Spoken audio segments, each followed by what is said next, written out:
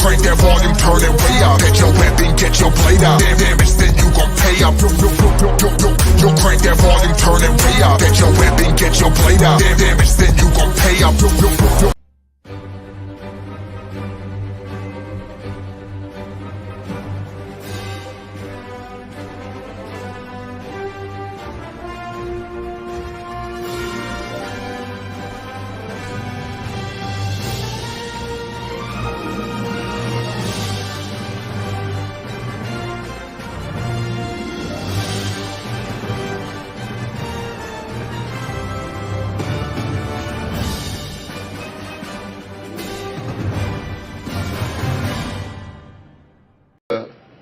The hoes are laughing? Yep. So the audience are a bunch of hoes. Yep. Bunch of hoes, people, as you heard that directly from the mouth of a babe. Anyways, folks, welcome to the MCU'S Bleeding Edge. We are here live Wednesday night, 11/22, to discuss the first part of Infinity War, Avengers. That's right, Avengers Infinity War from 2018. So we are currently trying to finish our Infinity Saga reviews for you folks out there. We're now currently on Avengers Infinity War, which happens to be the third Avengers film, if you are not familiar with that. Like I said, it came out in 2018. Of course, had the huge ensemble cast of all the greats. And, you know, this film just alone in its right, it's one of those films, it's so epic, so profound. There's nothing you can really go about and go, well, you know, that could have been better, that could have been better, that could have been better. No. There might be small little tweaks that you might want to do to it, but overall, I think that this movie pretty much mastered what an Avengers film should be. I know there's a lot of people that love this film like crazy. There's a lot of people I know that, you know, they weren't too thrilled about how Thanos was able to wipe out half the universe, you know, and all that kind of stuff. But, you know, we all come together and enjoy this film very much so, I feel. So, of course, this is directed by the Russo brothers, who the first movie they came on to direct for the MCU was, of course, Captain America, the Winter Soldier, which, hands down, I still think is one of the best MCU films out there. Love that film. I think it's one of the best. The whole concept was just so well conceived. Good writing. Yep. All comes down to the writing. I tell you, the writing on this film, too, is the same thing. The words that come out of a lot of the actors' mouths throughout this film, you're just like, wow, that is some profound writing. Like, if I'm correct, are some of the writers from Winter Soldier the ones that helped write, the Russo brothers helped write Infinity War Endgame? Well, yeah. I mean, I think majority of the writers for all the films and pretty much the final phase of the Infinity Saga were pretty much all around the same writers. So I think majority of them, all of them knew each other, I feel like, and they just were really fantastic at writing. I tell you that, because I think it was Christopher Marcus and Steve McFeely. Yep. Yeah, they're the ones that wrote it. So they also wrote Winter Soldier and pretty much most of the films at the end of the Infinity Saga. But anyways, so this film, you know, ended up having a runtime of 149 minutes. So 2 hours and 29 minutes, which is not as long as Endgame, but still, I think within that amount of time, there's so much story they compact to in that almost 2.5 hour long film. And I think that's pretty impressive. This also, I think, was the first MCU film to pass the $2 billion mark, because it was made for $325 to $400 million and ended up taking in $2.52 billion. So, I mean, this is a massive film, which is hands down amazing. I mean, that, you know, $2 billion is crazy to think for a movie. I think that's really impressive, especially towards the end, you know, this being the end of the Infinity Saga too. Sometimes, usually you think, you know, by the end of a certain trend, usually it starts to kind of falter a little bit. But they really ended strong with this, when the Infinity Saga. So I think that between this and Endgame, they made $5 billion between those two films. So that's pretty awesome. All right, so guys, what was your guys' first impression when you first saw this back in 2018, or whenever the first time you saw it? What was your impression versus, say, rewatching it recently? Was there any change in how you felt from the first time you watched it to this time you watched it? So, starting with you, Kyle. The first time I saw this, I just remember walking out and just there weren't the words I could put out because this movie was so phenomenal.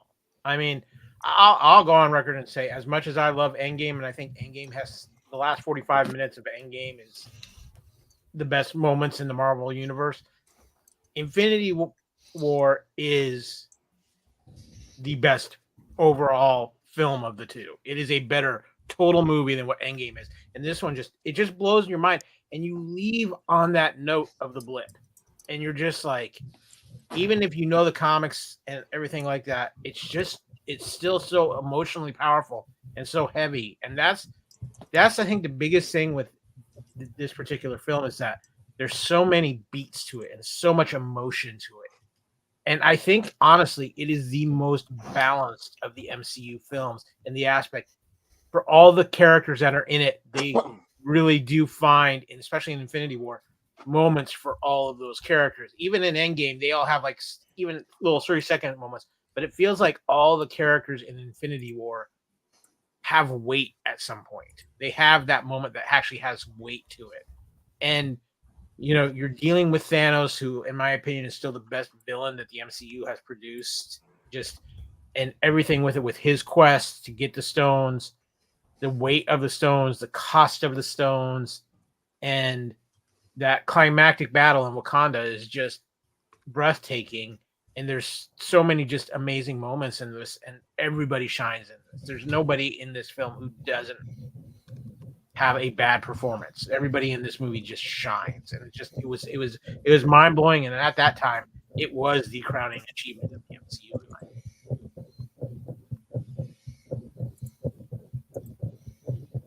Are you masturbating over there?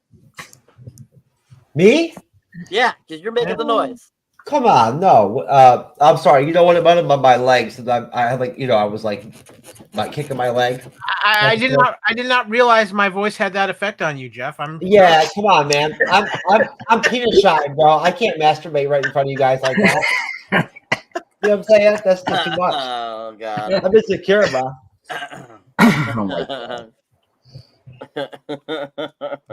Thank you, Kyle. Great. Yeah, job. that's too much. That's too big of an audience, dude.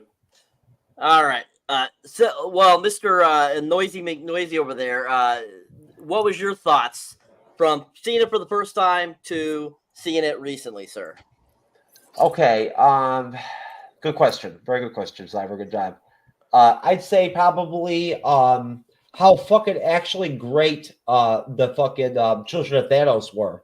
Right. Like the what did they actually call them, the Black Order or whatever? What are in the movie? Or the Dark Order? What do they call them? I think they mentioned that name in Endgame. I don't know if they actually said it in. Okay, all right. Either way, though, Children of Thanos.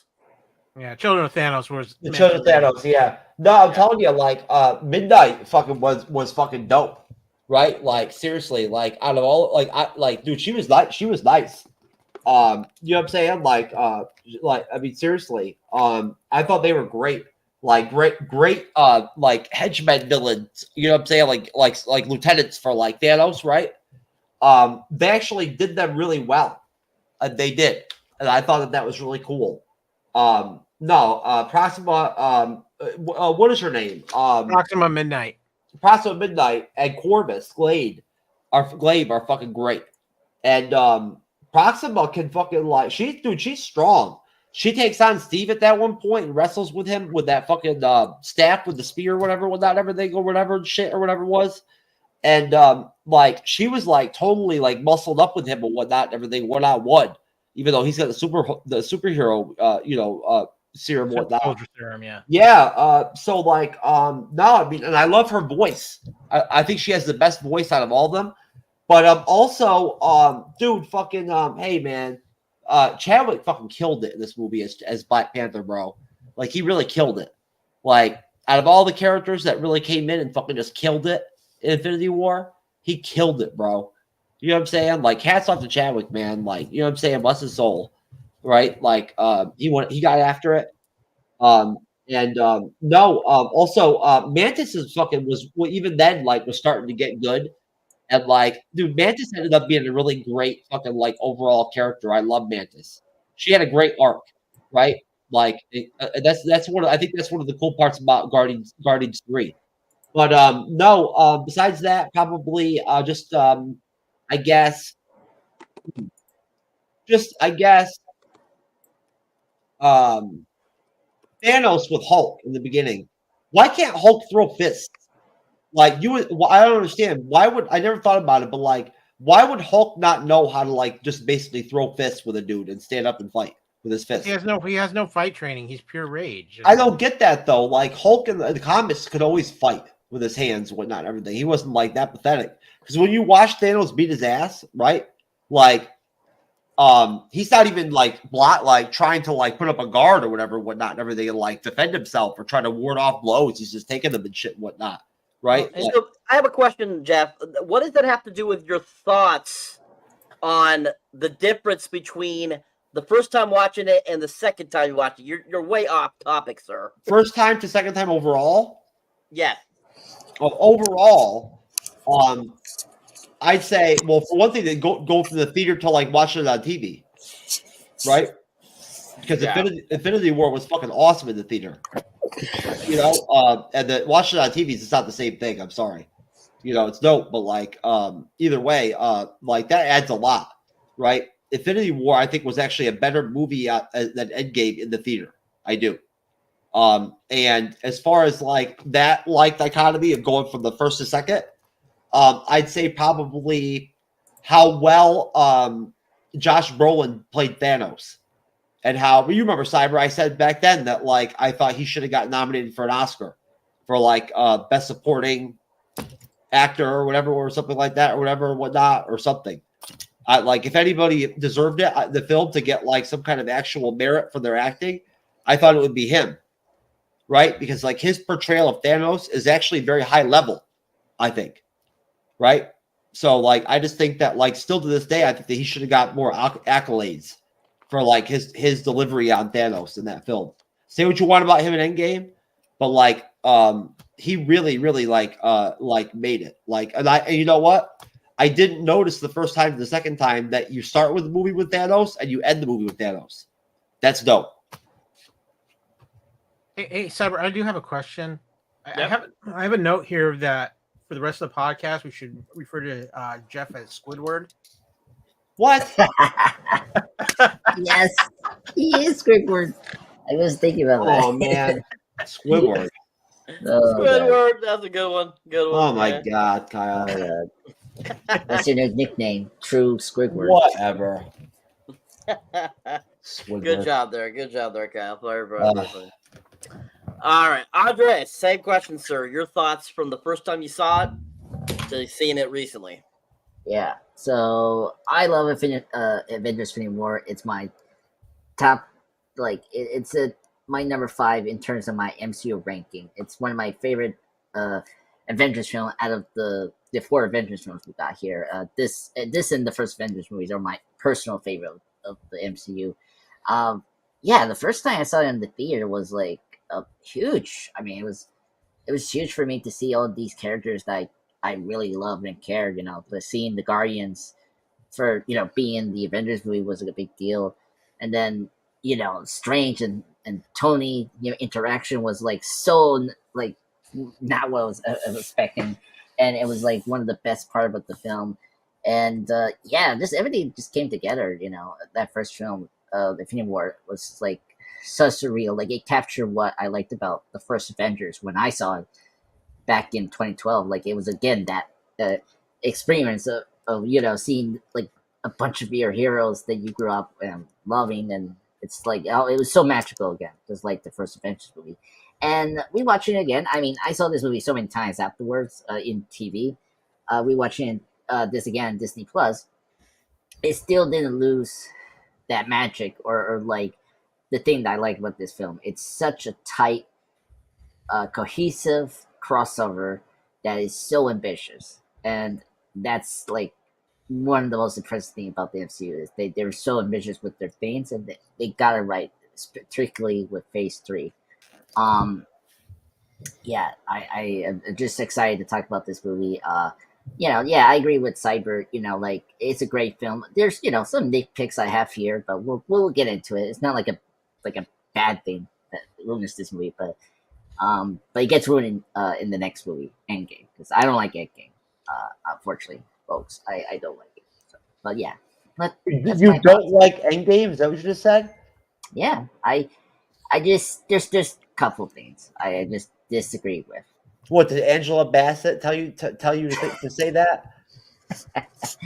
No, my Lord Angela Bassett. I mean, first off, like she didn't blip, so that was good news. Yeah, it's something with the Hulk and Thor, but we're going to get into that. Thank you, Time Cop. And that was information from the year 2088, folks. Just FYI. Don't forget, President Jean-Claude Van Damme and Vice President Angela Bassett are there to take your questions. Does that mean Steven Seagal is the Secretary of Defense? Yes, he is. Yeah. Exactly. How'd you know? Oh, No, it has no. to be. He has to be. No, Kyle. President is Angela Bassett. Vice Oh, President man. is Jim Carrey. Secretary of Defense is who's that fella? The Texas Ranger, Chuck Norris. Chuck Norris. Chuck Yeah, Norris. yeah. Kyle, thank you, sir. You just forced me to add to the list of movies we need to review next year. We now have to do a Seagal movie. Under Siege. There's no other No, movie. Under Siege. I want to do the one where he goes to Jamaica and shit and whatnot, and everything, and like they can have all those machine guns and shit, and they attack that compound, the drug lord compound. I like Come that. on. Absolutely insane Tommy Lee Jones. That's all you need. There you go, folks. Go from Infinity War to Steven Seagal films. Thank There you. we go. Sorry, sidetrack. Sidetracked again. All right, guys. Thank you. Very well done, folks. All right. So for all those that are familiar with this film, I mean, it's really simple. This movie starts off right where Thor Ragnarok ended, the post-credit scene in Thor Ragnarok, where Thanos' ship has popped up in front of Thor's ship. They have boarded. They have killed pretty much half of everyone on board. They basically have, Thor all screwed up. And Loki's kind of off to the side, not being touched, which I find hilarious. I'm like, how do you get out of these things, Loki? I mean, I know you're the god of mischief, but man, what did you say to like not be like being tortured? No, let's let Thor get tortured. Yeah. So we have Thor kind of being tortured for information, trying to get information for where the Tesseract is. Loki's not giving the information up. We have Ebony Maw walking around the dead people, giving kind of like a soliloquy.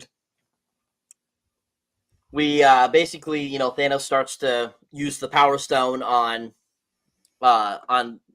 Thor, and to get information out of Loki, and he's like, finally, after he does it, he says stop, and basically ends up showing that he does have the Tesseract, and Thor's like, we left it on Asgard, it got blown up, and he's like, and then as soon as Loki shows it, he's like, you truly are the worst, brother. And that line cracks me up every time I hear it. I think it's so funny. So funny. And so basically Thanos takes the Tesseract, breaks it open, puts it into the gauntlet.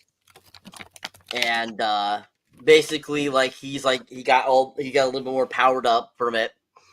And that's when Loki tries to do a little bit of a spiel, and then that's when Hulk pops up. And Hulk starts to beat the crap out of Thanos. And Hulk basically only gets about, I would say, 4 or 5 good punches in before Thanos all of a sudden stops him and starts beating the crap out of him. And this is basically kind of where it starts to show kind of like Hulk is starting to lose who Hulk is a little bit here. The kind of that paradox that Bruce and the Hulk have throughout the next two films. And so, he gets the crap beat out of him, and Thanos is about to like kill him. Thankfully, Heimdall is still alive. We get to see Heimdall for one last time, and he uses his powers one last time to send Hulk back to the Earth. And basically, he ends up doing that. He sends Hulk on his way, and Thanos sees that and goes over and kills him. And of course, Thor is like, no.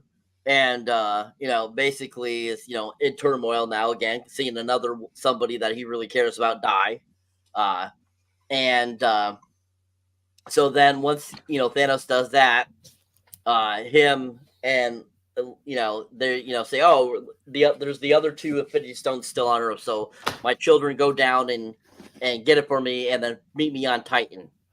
And then that's when Loki pops up again and says, I can be a guide, and basically tries to like kind of sweet talk his way in, and then we see him secretly grow a dagger, and he's going to try to stab Thanos, and Thanos stops him before he does that, and then grabs him by the neck and ends up killing Loki.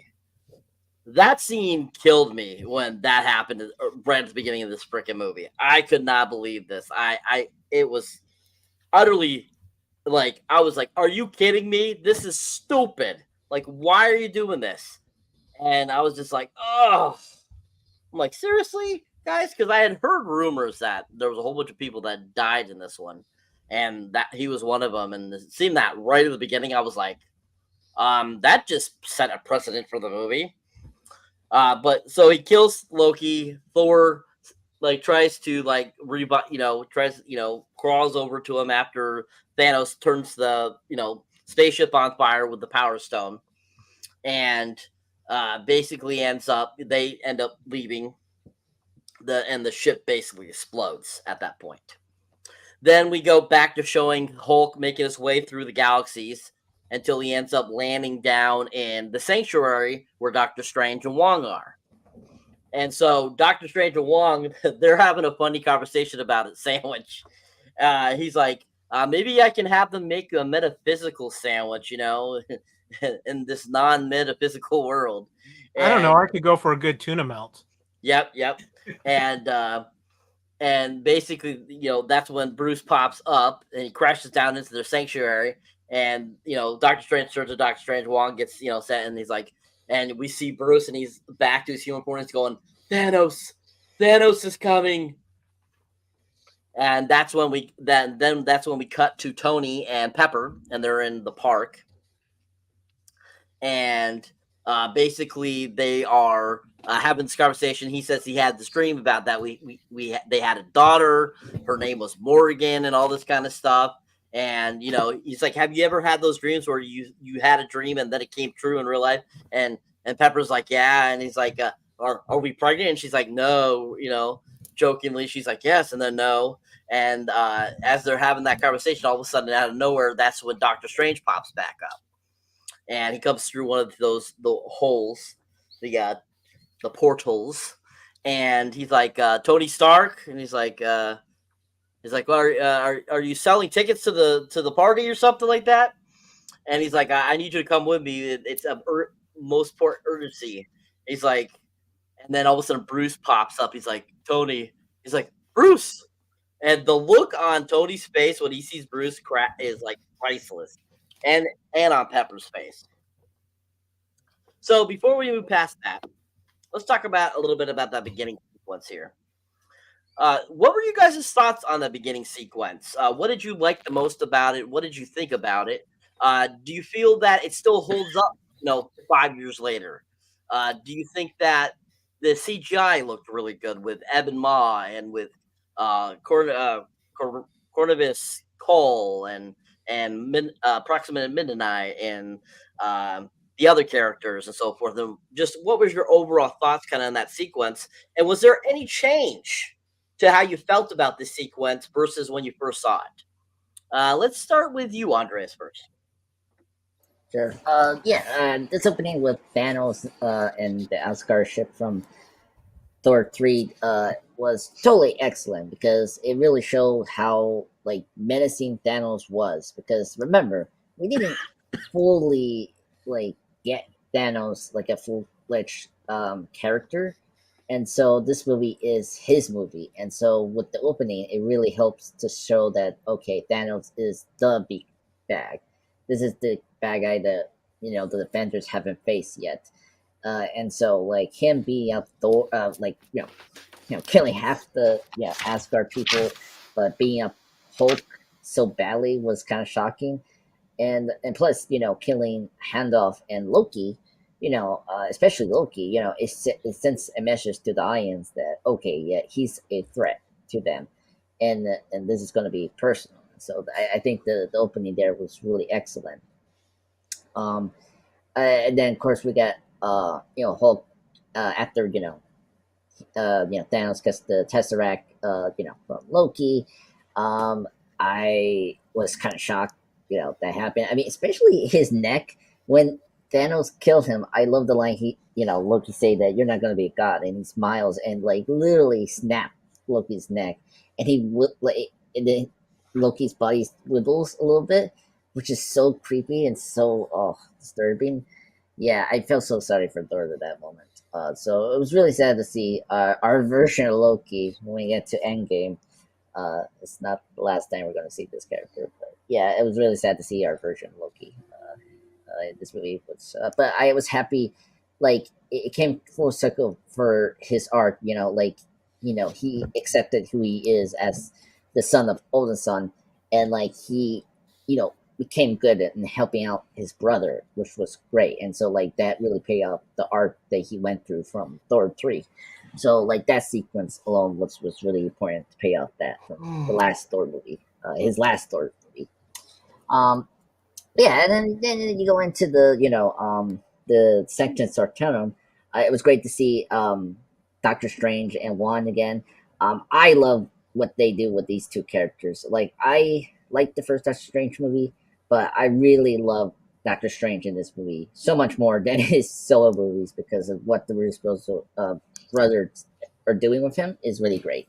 Yeah, and then like when we see Hulk, smash down to the ground and then saying Thanos, like great, edit to like cut who, from Doctor Strange saying that, like similar to how in Guardians, got the Kree soldier saying Star Lord, and he say like who, that was kind of cool, like nod to that was great. And then seeing Tony Stark was kind of cool. We can talk more about it, but overall, I think this sequence was really great to set up Thanos as a big threat. So that's where it's very important. Thank you. Jeff, same question, sir. Your thoughts on that beginning intro leading up to when Tony and Pepper see Bruce for the first time since the last time they saw him? Well, I definitely shared that same. I wrote something down right off the bat on like the first page of like my notes, that I wrote down during the movie. And one of the things that I really paid attention to was Thanos. And I felt like, to go back to your initial question, to kind of just interconnect some stuff, Cyber, I felt like when I paid more attention to Thanos the second time than in the first movie, I noticed more about him, and like I really saw more about his how like there's a lot more to what he did with it, like with that Roland did, than I noticed like the first time. And now watching it a couple times now, it's just he sets such a tone, right? Like an impact by when he beats Hulk's ass, right? Because like what does that? I mean, for the fandom, after what we've seen in the MCU, like nobody can beat up Hulk like that. So to watch Hulk just get fucking smashed like fucking like into pieces and shit like that and whatnot, and just totally eviscerated, that just like took the wind out of everybody's sails, right? In the movie, in the fucking audience, right? Like all the MCU fans and shit and whatnot. It was like, what? Hulk got his ass beat, right? And Thanos wasn't even using the fucking like the Infinity Stones either. That's just how strong he is and whatnot, and how nasty he is. He can get down like that. Dude, I'm pretty nasty. I talk a lot of shit. I would not want to fucking like throw punches with Thanos, bro. Fuck that. That guy's fucking fists are as big as my head. So that would not be cool. Anyways, although there's some ladies that would tell you that I probably look better after a couple of pops from Thanos. But either way, bottom line, no. I love that. I love that they start off with him and they go right to him. I love that they kill somebody, 2 people right off the bat, right, to like 2 important characters. They kill right off the bat and whatnot, everything, just to set a tone for the film. Like, hey guys, hey y'all, the people are gonna die, just like you heard, right? And I really liked. Well, I don't know, man. Ruffalo's character in Infinity War was like acceptable because he's original 6 Avengers. And you guys can tell anybody if anybody wants to bounce up this law or whatnot when they have a chance to talk, go ahead or whatever, whatnot, everything. I think we should say that when we get to the part where he cannot Hulk out, because I have a huge problem with that.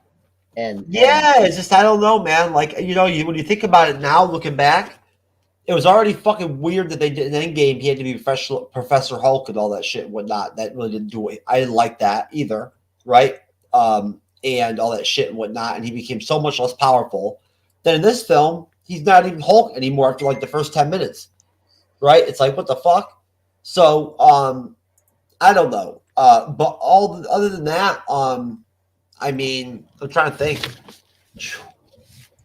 That's pretty much it. I want to talk about Cap and Pepper and Tony and everything and whatnot. Well, you could talk up to the point where Tony comes into the picture with Pepper and they have their conversation about Morgan. Oh, okay. Yeah, no, I like that. I thought that Pepper looked really good. She did. She, you know what I'm saying? Like, it was nice to see her again. I remember, I haven't watched Infinity War in a while. So it was nice to see her like again and whatnot and everything. She looks very beautiful. And I always really enjoyed their relationship. I think they'll go down in history as like the best MCU couple ever. I don't think there'll ever be a better one. That's it.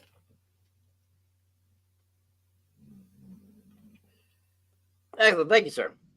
Mr. Kyle, same question, sir. The opening of this movie is why the MCU is the MCU, because we're coming off our last film, which was Thor Ragnarok, which was this fun, crazy, everybody laughing it up, insane film. You come into this and it just hits you heavy with a totally different feel to it. And what works about it is, if you're a comic fan, you know the power of scale of Thanos. But what they do in this opening sequence, for the people who don't only watch the films and haven't read the comics, they establish the power scale for Thanos as epic right out of the gate, even without the Infinity Stones. He's taken out Amen. 3 of the most powerful characters in the MCU at this point, plus half of the surviving Asgardians, including Heimdall. So they and along with the Children of Thanos, they established that, and they also established the fact right out of the gate by killing Loki that, hey, this is nobody's safe here. If they're going to kill one of their most popular characters, there's really nobody safe going into the rest of this film.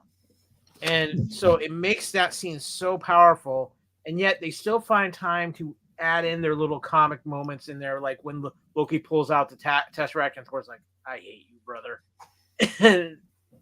And then, of course, to have the Hulk go down to Earth, and you have that whole scene with Pepper and Tony where you get the classic Robert Downey Jr., Gwyneth Paltrow banter back and forth between them, and how she can be just as sharp-tongued as he is.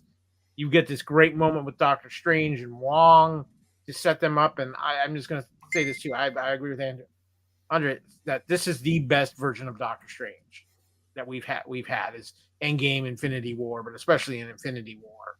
I just really enjoyed Benedict Cumberbatch's performance as Doctor Strange in this film. You still have those comedic timing moments, but then, Doctor Strange shows up in front of Pepper and Tony talking to Sirius, and, Tony's being his normal smart-ass self. But when Bruce shows up, you see the change in both of them. because they were so shocked to see Bruce, and then later on, and just how everything was there, and then later on when we get a little bit more explanation from Bruce about Thanos and some of the things he says to Tony, but just the impact of that, and yet it's powerful, but they understate it because they don't, it's not this big, oh my God, Bruce is back. It's like Bruce and the initial shock of it, and how they handled it and how they handled the performance of it. It's perfectly leveled MCU where they're hitting all the points that make the MCU film so good in just the opening of this film. Well said. Thank you, Kyle. Excellent. Very well done, sir. All right. So once Doctor Strange comes and gets Tony Stark, they end up going back to the Sanctum, and basically they tell him what's going on, and we basically get kind of like a little rundown of what the Infinity Stones are. That there's 6 of them, what they kind of do, where they're kind of from, brief history from Wong, and basically they came from before anything else. And basically, they kind of have a conversation that, they got, this evil Thanos is coming. He's the biggest baddie of them all, and they got to stop him somehow. And if he gets all these Infinity Stones, he's going to wipe out half the population. And, and that, we need your help, Tony, to figure out how to stop him. And so as they're having conversations, basically, and stuff like that, they have some banter back and forth. Basically that's when Bruce kind of comes out and it's like, this is not, we gotta act, Tony. He's like, you haven't caught up in a minute, have you now? And he's like, just to let you know, we're not on speaking terms, me and Cap, because we had a falling out. He's like, let me catch you up on that. The Avengers are no more. They're toast. What do you mean the Avengers are no more? You broke up like a band, like the Beatles? And he's like, yeah, and basically, that it's, not that easy to just call Cap and ask for his help to help find Vision, because Vision has the Mind Stone in his head. And so, basically they kind of have an idea where the stones are and where they need to go to get them. And while they're having the conversation, all of a sudden, Tony notices his hair, Doctor Strange hair moving kind of weird. Like, are you doing that to your hair right now? He's like, no. And he looks up in the sky and notices something's going on outside. And they end up going outside, and people are starting to run and flee and stuff like that. And then all of a sudden, they see there's a spaceship in the middle of the road, and that happens to be a ship that has Ebon Maw and Obsidian on. And basically, they're there to get the Time Stone from Doctor Strange. And basically, they're out there, and we have that kind of funny line. He's like, "Excuse me, Earth is closed today." And at one point he calls the Ebon Maw Squidward, which is absolutely freaking hilarious. And like, well, we need the Hulk to come out, and he's like, oh, okay. And so Bruce is trying to muster up to become Hulk, and he's trying, and Hulk's not coming out. And basically that's kind of like the first indication that there's something going on with Hulk here. And so he can't get Hulk to come out, and so that's when Tony starts to use his nanotech suit. And we get that cool kind of reveal of him putting on the suit and something like that. Which was really cool. And he starts to go after Ebon Maw, and they start trying to fight him and stuff like that. And we have kind of that brief fighting going on, and then all of a sudden it cuts to Peter Parker in a school bus going on a school trip to somewhere. And he notices his hairs on his arms raise up, his spider sense tingling. And he looks over to the side and he sees the giant ship, and he's like, And he moves over to Ned. He's like, Ned, I need you to make a distraction. And Ned just doesn't even really pay attention, just looks over, sees the ship, is like, we're all going to die. We're all going to die. And he makes the thing so Peter's able to get out of there and start getting himself out of there to go help with what's going on with that. And so then it goes back to Iron Man, Wong and Doctor Strange, and they're fighting Ebon Maw. And Ebon Maw and Doctor Strange are kind of going a little bit one-on-one here for a moment. And he's like, it's a really easy spell, but quite unbreakable, as he's trying to pull the necklace away from him and stuff like that. And he gets thrown into the brick wall and stuff like that. And so basically, as they keep having like this showdown, basically at one point, Doctor Strange gets tangled up in this wire that Ebon Maw is making wrap around him really hard to basically make him pass out. And thankfully, because his cloak was on him, the cloak helped him to escape out of that. And Ebon Maw notices that, and he goes flying after him. And that's all of a sudden when Tony starts following him. And then that's when Peter pops up finally as Spider-Man. They get to basically to the park area, and at this point too, Bruce has been transferred through a portal to the park too, because he's not going to be given any assistance because he can't turn into the Hulk. And he sees Tony there, and he goes there. He's like, "How you doing, Tony?" He's like, "Oh, really good, really good. Are you gonna show up to the show today?" You know, basically, it's like, I'm trying. And so basically, him and then Spider-Man start fighting it out, starting Obsidian there. He's using his big claw thing and his big fist and stuff, and they're battling it out and stuff like that. And then all of a sudden, when Doctor Strange starts being taken by his cloak away from him, and Mon starts chasing him, that's when Tony's like, "That's the wizard. Go after him, kid."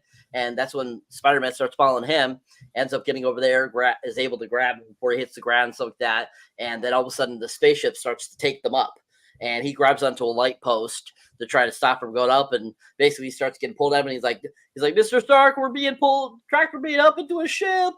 And basically they start, going up towards that way, and Tony's still fighting Obsidian, and that's when Wong comes to the rescue, and they use their powers a little bit, and all of a sudden he's able to get Obsidian to go through one of the portals and end up in like a big tundra area.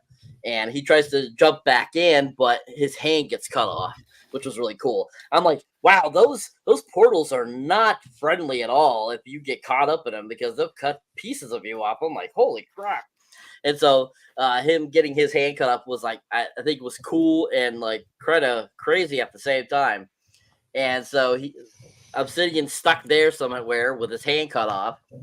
And basically that's when Tony calls in, I forget the experiment 17 or something like that, or P17 or something like that, to come from the Avengers compound to go up after Spidey, because Spidey is now going up in the air with the ship, because Ebon Maw is back on the ship and is bringing in Doctor Strange.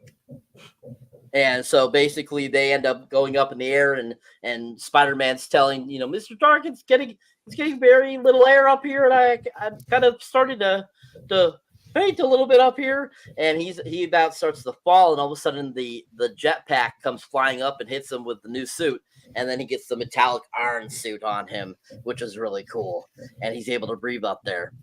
And then Tony makes his way up there and makes his way into the ship. And so does Spider-Man, steals away too on there, even though he's supposed to go home, and he stays on there too. So before we go farther than that, what were you guys' thoughts on that action sequence? What did you think about the conversations about the Infinity Stones, about Thanos?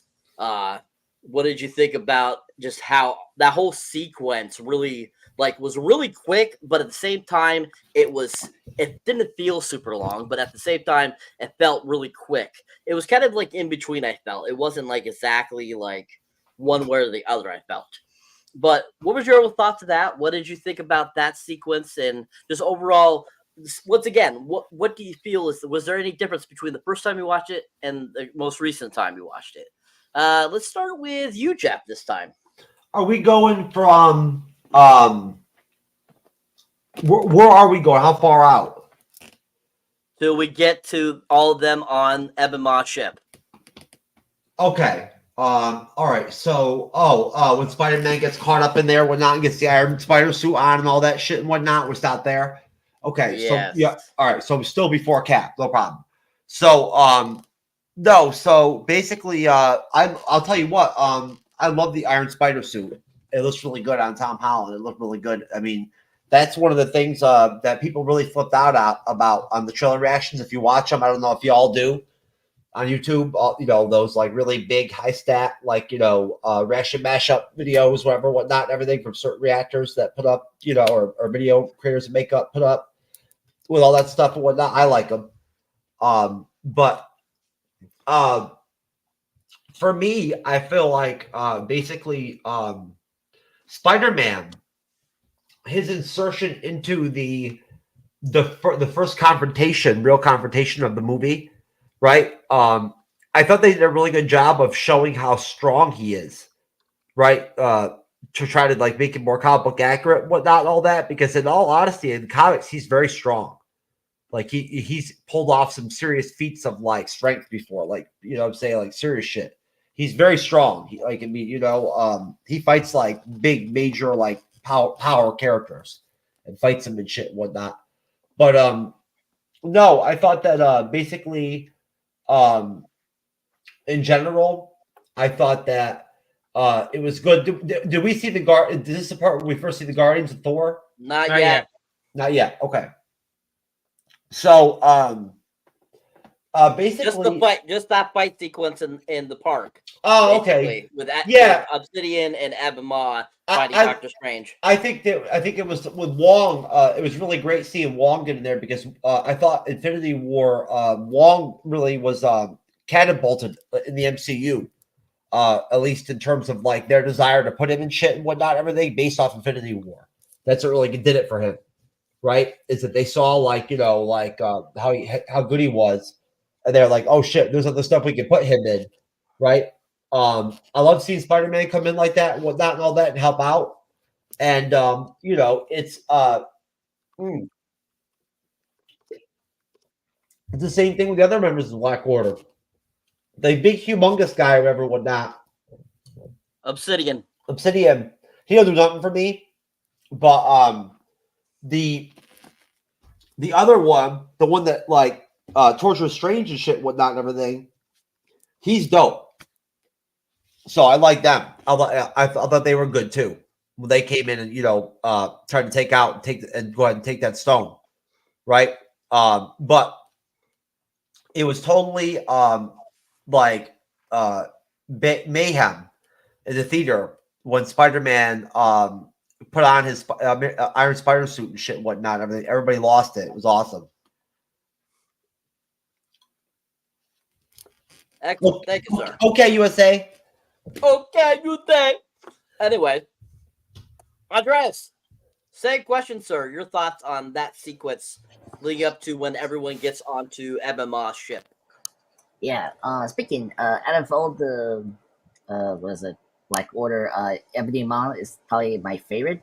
He's the best one because he stands out the most because he actually talk to the characters, and plus he has a cool power, you know, the telekinesis. So that's cool. So he's like my favorite character out of the Black Order because the rest I just don't care. They're just like typical henchman level. But anyway, just want to bring that up.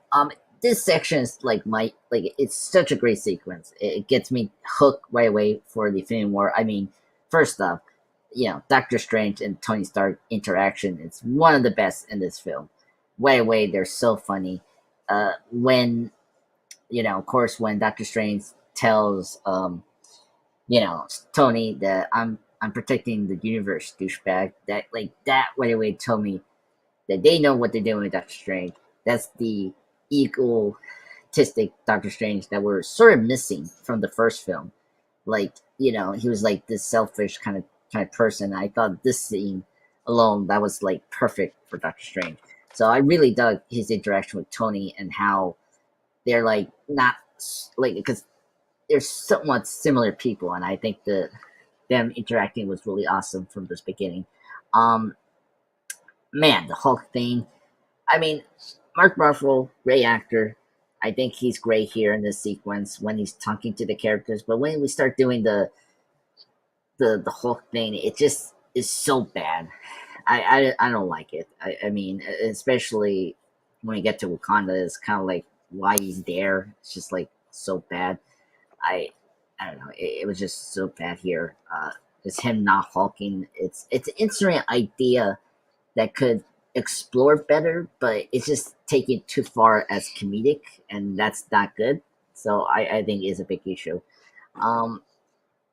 Yeah, and of course I agree with Jeff that of course Spider-Man coming in was a big deal. I love the Stan Lee cameo. Like you haven't seen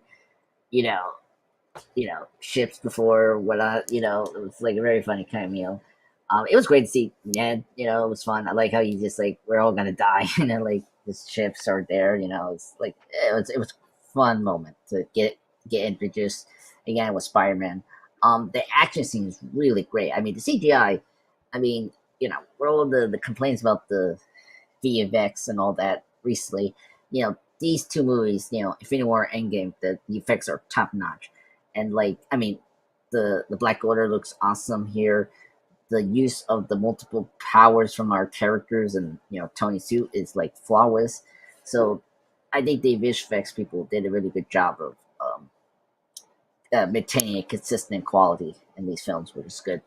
But yeah, then of course, when we get up to the you know when Pierre was trying to follow Strange up to you know the Moss ship, and he gets the Iron Spider. I don't like the Iron Spider suit.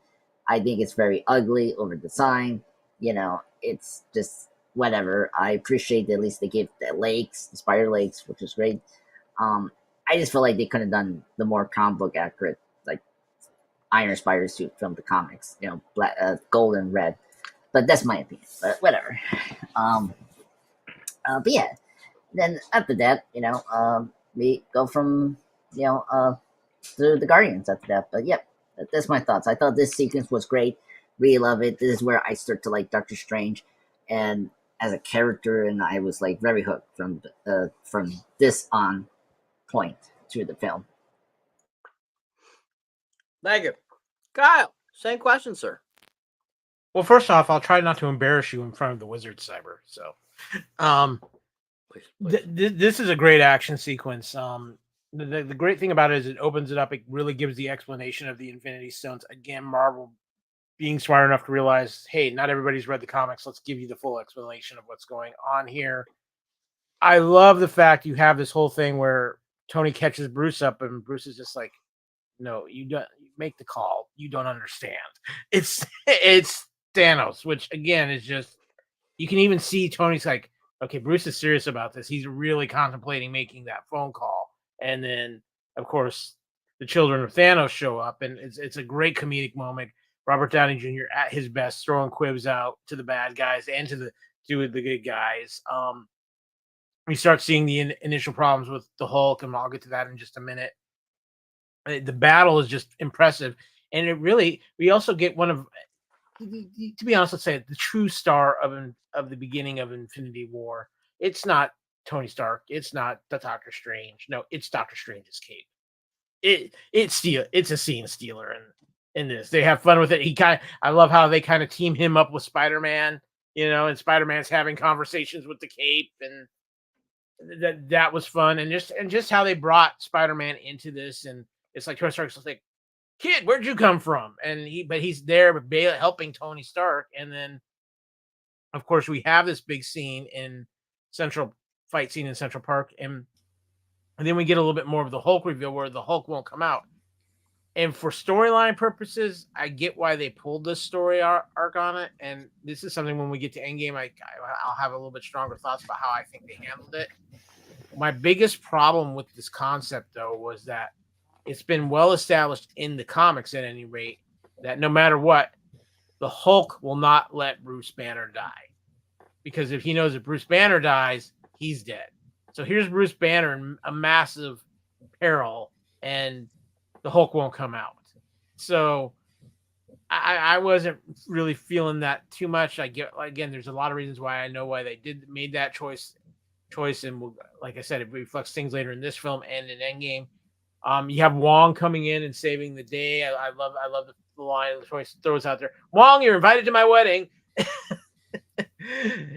And you know, and just everything with that leading to, of course, Spider-Man getting pulled up into the tractor beam, going up in the ship, and Tony having Friday launch 17A, which brings, of course, the introduction of the Iron Spider suit. And I kind of agree with Andres. I love the look of the comic book accurate Iron Spider suit, but for the movie and for marketing purposes, I get why they went with the look that they did. It was one of the biggest moments in the trailer. It's one of the biggest moments in the film. The crowd went wild when he dons it, and I mean, there was cheering. That was one of those times where it's like, yeah, in your second showing when you can actually hear the lines that are coming out because can't hear him because everybody's cheering. But yeah, everything with this scene, this just establishes the tone of this movie. The action scenes are phenomenal. Everything has a high stakes feel to it. And I'm just going to say this, the people who know about the Infinity Stones and realizing that 3 of them are on Earth at the same time, you think somebody's going to say that's not the wisest decision, considering that in the end of Thor: The Dark World, they talk about the Collector having one of the stones already, and are you sure it's wise to leave 2 of the Infinity Stones with within the same place? And I'm like, well, there's 3 of them on Earth, so come on, guys. But just phenomenal from top to bottom, and again, it gives you everything you want from this kind of film. You've got your team ups, you've got your fights going on, you've got your banter that the MCU is famous for. It just hits perfectly, and honestly, too, the deployment of the nanosuit is one of the coolest effects in this film. And then when he's like got the super lasers going and everything like that, it kind of, to me, that moment really reestablished for a lot of people, because we hadn't seen Tony since Civil War, and he really wasn't Iron Man a lot in Civil War, how powerful Tony is with the suit on. And I think that was a really good thing they did, because it becomes a big aspect later on in the film. True that. But we did see Tony some more because he was in Spider-Man Homecoming. Yeah. So we did see him some more before this one. So we did see him after the Accord situation. So yeah, that is true. Yes, Jeff, did you have something to say? I just wanted, as a side note, I just wanted to say that looking back, especially in the trailers, that end scene where you get like the three combatant fight between Bucky Barnes and Winter Soldier and Iron Man and Cap fighting, and like Cap like mixing it up and throwing fists with Iron Man and punching his fucking helmet like he was and whatnot. Everything was so dope. Like, seriously, super dope, Cyber, super dope. Excellent, sir. Thank you. So, I want to ask you guys a question. So, now, if you had to pick somebody else to play Thanos, would you have still picked Josh Brolin? Your answers, please. Starting with you, Andres. Yes. Josh Brolin is Thanos. I mean, the only reason I like Thanos, Thanos is not my favorite MCU villain, but I love Josh Brolin as Thanos. He is the right actor portraying Thanos. I don't know, like, you have to pick either like a voice actor to maybe use Thanos, like maybe Jeffrey Combs, maybe, I don't know. Like, I think Josh Brolin was the right actor portraying Thanos. Like, the motion capture was the right decision to use Thanos. Like, instead of just doing the like Apocalypse way, making Brolin to use makeup, like it was a good decision to mix CGI and motion capture, which was good for Thanos. Josh Brolin, great actor, love his performance here in this movie. It's the best thing about Infinity War. It annoys me that Endgame we had a different Thanos from a timeline, but I wish we stuck with this version because I thought Brolin brought his A game to this film. So, Jack, same question. Brolin all the way, without question. Enough said. There's no reason to even explain it. Kyle. I think at this point, you can't change out of Brolin. Brolin play one with the way they handle the CGI on Thanos. He has that perfect look for Thanos. But more than anything, it's his voice and how he portrays Thanos through his voice, because you never see him, especially in Infinity War, you never see him really get emotional one way or the other. Maybe a couple of moments with Gamora, but it's still understated. And Josh Brolin is so good at doing that understated performance and also giving that heaviness and to Thanos and to making you realize, yeah, this is somebody who is just on a complete other level. And Brolin just, with the way he delivered it, the choices that he made, just nailed it perfectly. Excellent. Excellent. I personally agree that I think that Brolin did a great job as Thanos. His voice was amazing for the character. Thanos himself looked like Brolin, kind of that stocky, kind of buff guy look. And I was just thinking about it. Like, I couldn't think of anyone else that I would see as Thanos, even the voiceover role. And I thought that, Brolin definitely doesn't get enough credit, like Jeff was saying earlier, for how good he was as the character. He did do a really good job. So before we move on, Stan Lee cameo in the bus with Spider-Man. What did you think about it? Ranking out of all his cameos, where would you put the cameo for a Stan Lee cameo? Okay. I think it's a fun cameo, and the fact that it ties in with Spider-Man is, I think, always much better whenever you have Stan Lee tying in with Peter Parker and everything like that. But I don't know if I can think of at least 2 or 3 cameos that I've seen Stan Lee and that I much prefer than to this one. I am still a big fan of his cameo in Thor. I think that's just fun, and just he's having fun with it. But I would say this is probably within of all the cameos he's done in the films. This is one of his, probably in the top 10 of cameos for him. Awesome. Andre, same question. I had to agree with Kyle here. Like, it's a cute cameo from Stan Lee, but it's not a top tier cameo. It's like a low tier for me. Like, my favorites are like the Amazing Spider-Man cameo. The Thor one is like a good one. The Fantastic Four 2 is like my favorite because it's like, oh, I'm Stan Lee, and he wasn't invited for the wedding for that movie. It was funny.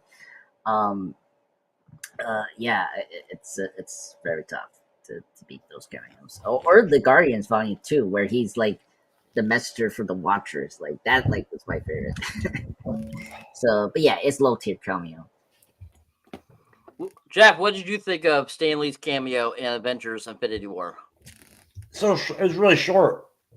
It was funny in the theater. You know what I'm saying? But it's so short that, like, it's not that memorable to me. But again, it's Stan Lee, man. And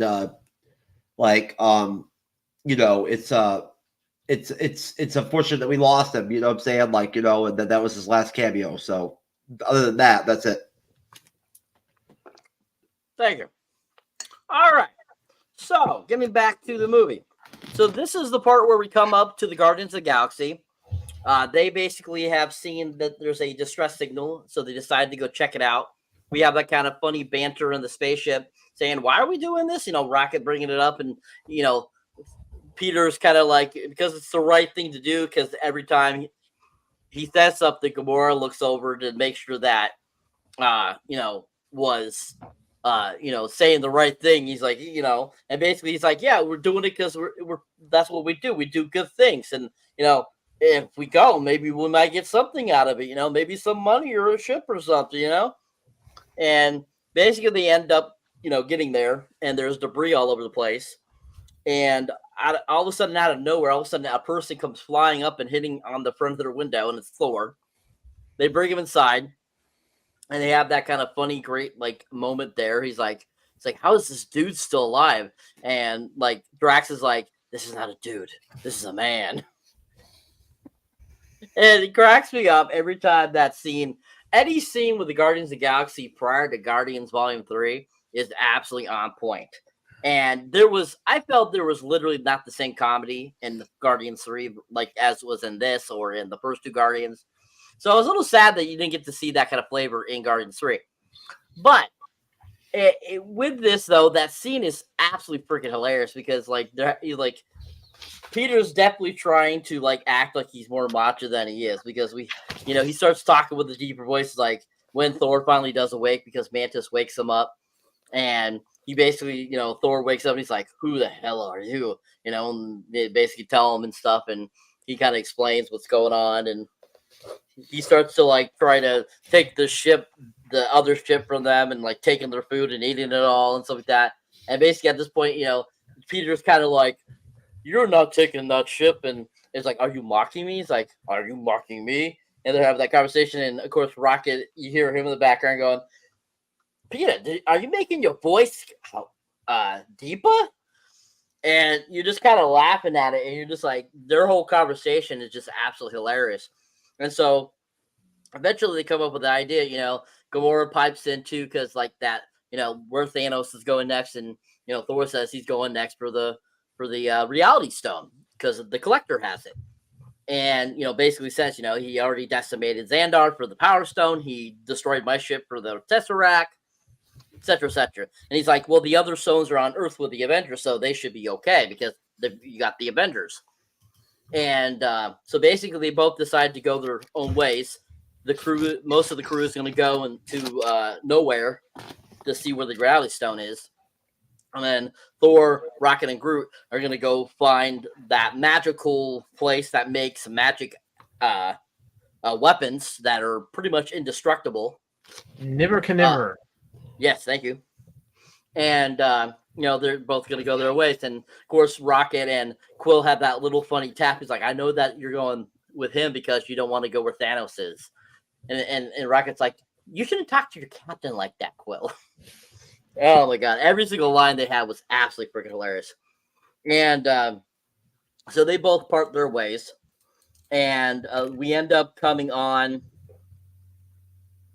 we basically, that's when we end up going to, of course, to nowhere, and they get there and they see Thanos talking with Tibion, Tennileer Tibion, who is the Collector, and basically Quill's like trying to make a plan, saying you go this way, I go this way, and stuff like that.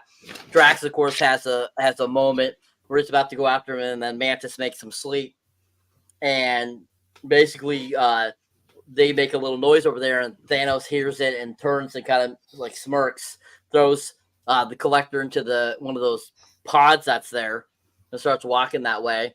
And then all of a sudden, Gamora takes off and goes and starts fighting Thanos, stabs him in the neck, and then stabs him in the chest with that weapon. And basically, we think he's dead, he's dying, and like all of a sudden when he falls to the ground, like suppose he's dead, and I'm like, there's no way in hell it was that easy. I'm sorry. It cannot be that easy. And all of a sudden you hear his voice saying, do I feel sadness in you, daughter?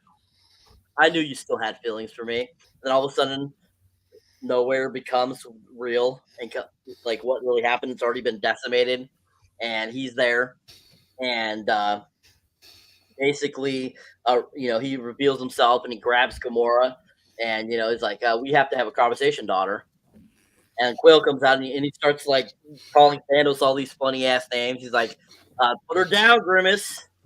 He's like, I like to refer to myself as a long-time booty call or something like that, which was absolutely hilarious. And he's like, I'm gonna shoot those ball sacks off your chin, and which was super hilarious. And basically, prior to that, on their way there, we have, of course, that little section of time where Gamora asks Quill to kill her, so that Thanos doesn't get the information from her, make that promise. Then we have that kind of funny moment with Drax, and he says that he's been standing there watching them for over an hour, and that he's like, he can go super slow and you can't see him, and they keep seeing him, and then he's trying to do it again, and then Mantis goes, hi, Drax. And you have that great kind of moment before they get to nowhere. Forgot to mention that section. But you have that great section that leads up to that. And then, of course, we get to that part where, Thanos is like, do what she asked you to, boy. Obey her wishes, basically. And he's like, she keeps going, Peter, you promise. And so he's like, why didn't you go this way? And so basically he ends up, he goes to pull the trigger, and then of course Thanos, because he has the reality stone, is able to make it disappear before it actually shoots the killer. And then he goes, before he disappears, I like you, and it disappears. And that was just like so awesome, like so cool, like how he was able to do that and stuff like that. And I was just cracking up at that whole sequence because there's so many great one-liners there. And so then after that, we go back to where Thor and Rocket and Groot are going. And we have kind of that funny little sequence where Rocket gives him the eye, and he, basically explains his age and, how many fights he's been in and how he, how many battles he's lost and stuff like that. Basically he ends up saying, he's like, he's never battled me. He's never stopped me before. And he's like, yeah, he did beat you. He's like, he's never beaten me twice. And basically they end up getting to Nidavellir, to Nevelier, which I don't know why it has a D in there then, if it's not supposed to be told. Stupid vowels. Anyways, they did it to you on purpose, Cyber. Yes, I know. And so they finally get there and they notice that it's dark. It means that the star isn't working. He's like, what's going on here? So they get down there, and that's when they meet Eterai, who is the dwarf king, who's played by Peter Dinklage. And he basically explains what happened, that Thanos made him make that gauntlet for him, and that he killed everyone except for him, but destroyed his hands. And basically that he was telling the editor that he was there for him to help him to find a Thanos killing weapon, and that basically ends up being Stormbreaker. And so basically they end up starting the procedure to create Stormbreaker. And so basically, they end up doing that, and we see them, get that together. Thor takes on the star; he takes the full power of it, and all that kind of stuff. And they end up able to make Stormbreaker, and then Groot uses a part of himself to make the handle, and basically Thor's got his Stormbreaker. So after that, it kind of goes back to Edinburgh, where we see Wanda and Vision for the first time in the movie. And basically, they're like hiding out in this area, kind of hanging out. We can see that they have fallen in love. They're kind of like a couple. Basically, they're trying to keep off the grid as they're been asked to. They end up going out for the night. As they're out, they see a thing on the TV that Tony Stark is missing, and that's when out of nowhere, Vision gets stabbed in the back by one of the children of Thanos. And so he wasn't able to phase, and then that's when we have this great kind of battle sequence between them two, between the four of them, approximately midnight, and the gentleman there, and what is his name? Corvus Glaive. Yeah, Corvus Glaive. And they start battling out. We see Wanda doing some cool things and stuff like that, and they're all battling and stuff like that. And eventually, they get to a point where they're fighting both of them and not doing too well. And then all of a sudden, they look over behind a train, and then behind the train, there's somebody standing there. And when the train finally passes by, all of a sudden, we see Steve Rogers, aka now Nomad, and approximately midnight throws her staff at him, and he dodges it and grabs it. And that's when Black Widow and Sam both pop up too as well to help battle Proxima Midnight and Corvus Glaive. And so they battle him and stuff like that. They injure Corvus Glaive, and basically Corvus Glaive and Proxima Midnight see that they're outwitted there, and they decide to beam up. And that's the end of that sequence. So before we go past that, let's get your guys' thoughts on that section of the film. What were your guys' thoughts on that? And overall, what do you feel there was any difference between the first time you watched it and this time you watched it? Was there any differences to you? Was there anything you noticed maybe in that last time? And just kind of your overall thoughts on that section of the film. Starting with you, Andres. No, I mean, the difference between me watching this is like what happened afterwards, like particularly WandaVision, with Wanda and Vision's relationship.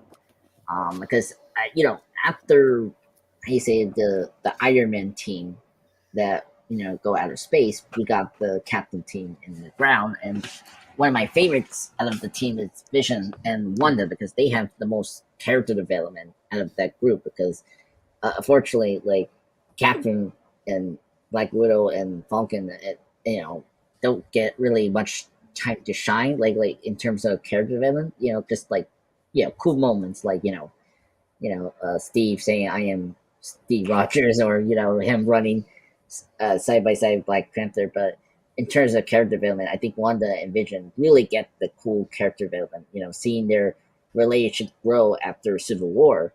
Hearing that Vision went underground to see her, and man, Pope Bettany. I forgot that. I think in terms of what changed was seeing Pope Bettany's performance. Like you really see his performance more in this film before you see more of it in WandaVision. I think this was a good setup for that show, and I really appreciate that. I mean, him getting stabbed by that Black Order member was like total shock, and of course the rival of Captain America was like a big, huge audience, clap, applause, him coming right at the same like at the right time before she will kill those both. So I think that changed for me when watching this was Wanda's and Vision's relationship. I pension that more now because of me and Jeff were watching WandaVision in the Monday report. So then after that, then you got the Guardians. Like when we get to the Guardians of the Galaxy and Thor was something I never expected that I wanted in a film, and they did it, and it was so great. I mean, come on, Angel, the Pirate Angel line is hilarious. Gamora touching his arms and then like dropped it at their, Peter saying, "Please stop rubbing his muscles," and of course, Star-Lord just trying to be manly towards Thor, which fails completely. Like especially when I love Mattins points out, "Oh, you just did it now. You changed your voice." It's so funny. So I was so happy to see the Guardians again, and plus I love the music choice. The Rubber Band Man was such a great choice to use that song when we got to the next scene when they say space. The Guardians was going to be the next team to see. But I really dug this sequence. What was the last part? That we stopped? I think. You need to say Storm up to the point where Stormbreaker. Stormbreaker's made.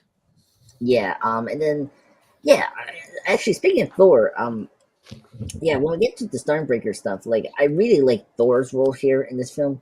His role in Thor 3 was great. It was much better than really the first two phases of his journey. But this movie is actually my favorite Thor performance from Chris Hemsworth. That scene with him and Rocket is so great. Him, going down to his like sad moment that his sad life he has. Losing his family. From Loki, his brother, his father, and Hela being the sister get killed, and then of course his mother getting killed by the Dark Elf from Thor 2. Like that scene was one of my favorite scenes from this movie. The scene Thor being vulnerable to Rocket, and I just love the Rocket and Thor relationship, which I was happy they continued that in Endgame, which was great because I really like those pairing. And when he said like what else I gotta lose, and then he just like rubs that tear out of his eye, was such a great like touch from Chris Hemsworth. So this sequence is it's like setting up our Earthbound characters to go to Wakanda, and then you get the Guardians and Thor going to the separate set up the Soul Stone and the Stormbreaker being made. It was weird to see Peter Dinklage as a big what was he, like a dwarf? What was he? King Dwarf. I like Peter Dinklage. He's a great actor, but it was kind of weird that he was large, and I mean, he was great. Actually, that was another interchange. It was his performance. Like I actually like that Peter Dinklage was in this movie because at the time I was like, why we cast Peter Dinklage for this role? Like he was just in this one movie, and I don't think we have seen him like at all. But Is he in John Claude's cabinet in the year 2063? well, actually, Peter Dinklage is my brother, so you should watch your mouth, sir. Anyway, and plus, you don't forget he's Mr. Trax, so he will send you sentinels at your house. So watch out for sentinels. Anyway, There's no fucking sentinels that are coming to my house, bro. yeah, they will. You watch out for what time? At 12 o'clock, they will come knock to your door. There's a better chance of Kyle finding some fucking crackhead escorts tonight braided to there are sentinels. No. Sentinels are coming to your house. Anyway, good sequence, great sequence. Now I want to watch X-Men Days of Future Past. So sorry. Anyway, have a good time. But yeah. Great movie. Great movie. It is. Thank you, sir. Kyle, same question, sir. Well, if I could just find a crackhead whore who would talk to me like and talk about me like Drax talks about Thor, my life would be made. But that would really boost your self-esteem, huh? these are some of the best parts of this film because let's start with the Thor Guardians because this is classic. The Guardians show up and it's like this old friend has just showed up. You know, they're coming in with Rubber Band Man. You're just right back into that James Gunn groove with the Guardians and having that feel with them. The banter between them all, you know, well, we're going there to help people. Yeah, but we get a little loot on the side. Yeah. And then for them to find Thor and then have a classic alpha male show off between Star-Lord and Thor, which we all know who's really going to win that, but it's still great moments. And then it's like when Thor talks about going to Nebuchadnezzar and Rock is like, that's the place where they make all the really death weapons and stuff. I would very much like to go there. That's fun. But we also then have the serious moments too, where, you know, Gamora talks about the aspect of, hey, if Thanos gets me, kill me. Don't hesitate. And they have that whole conversation about that.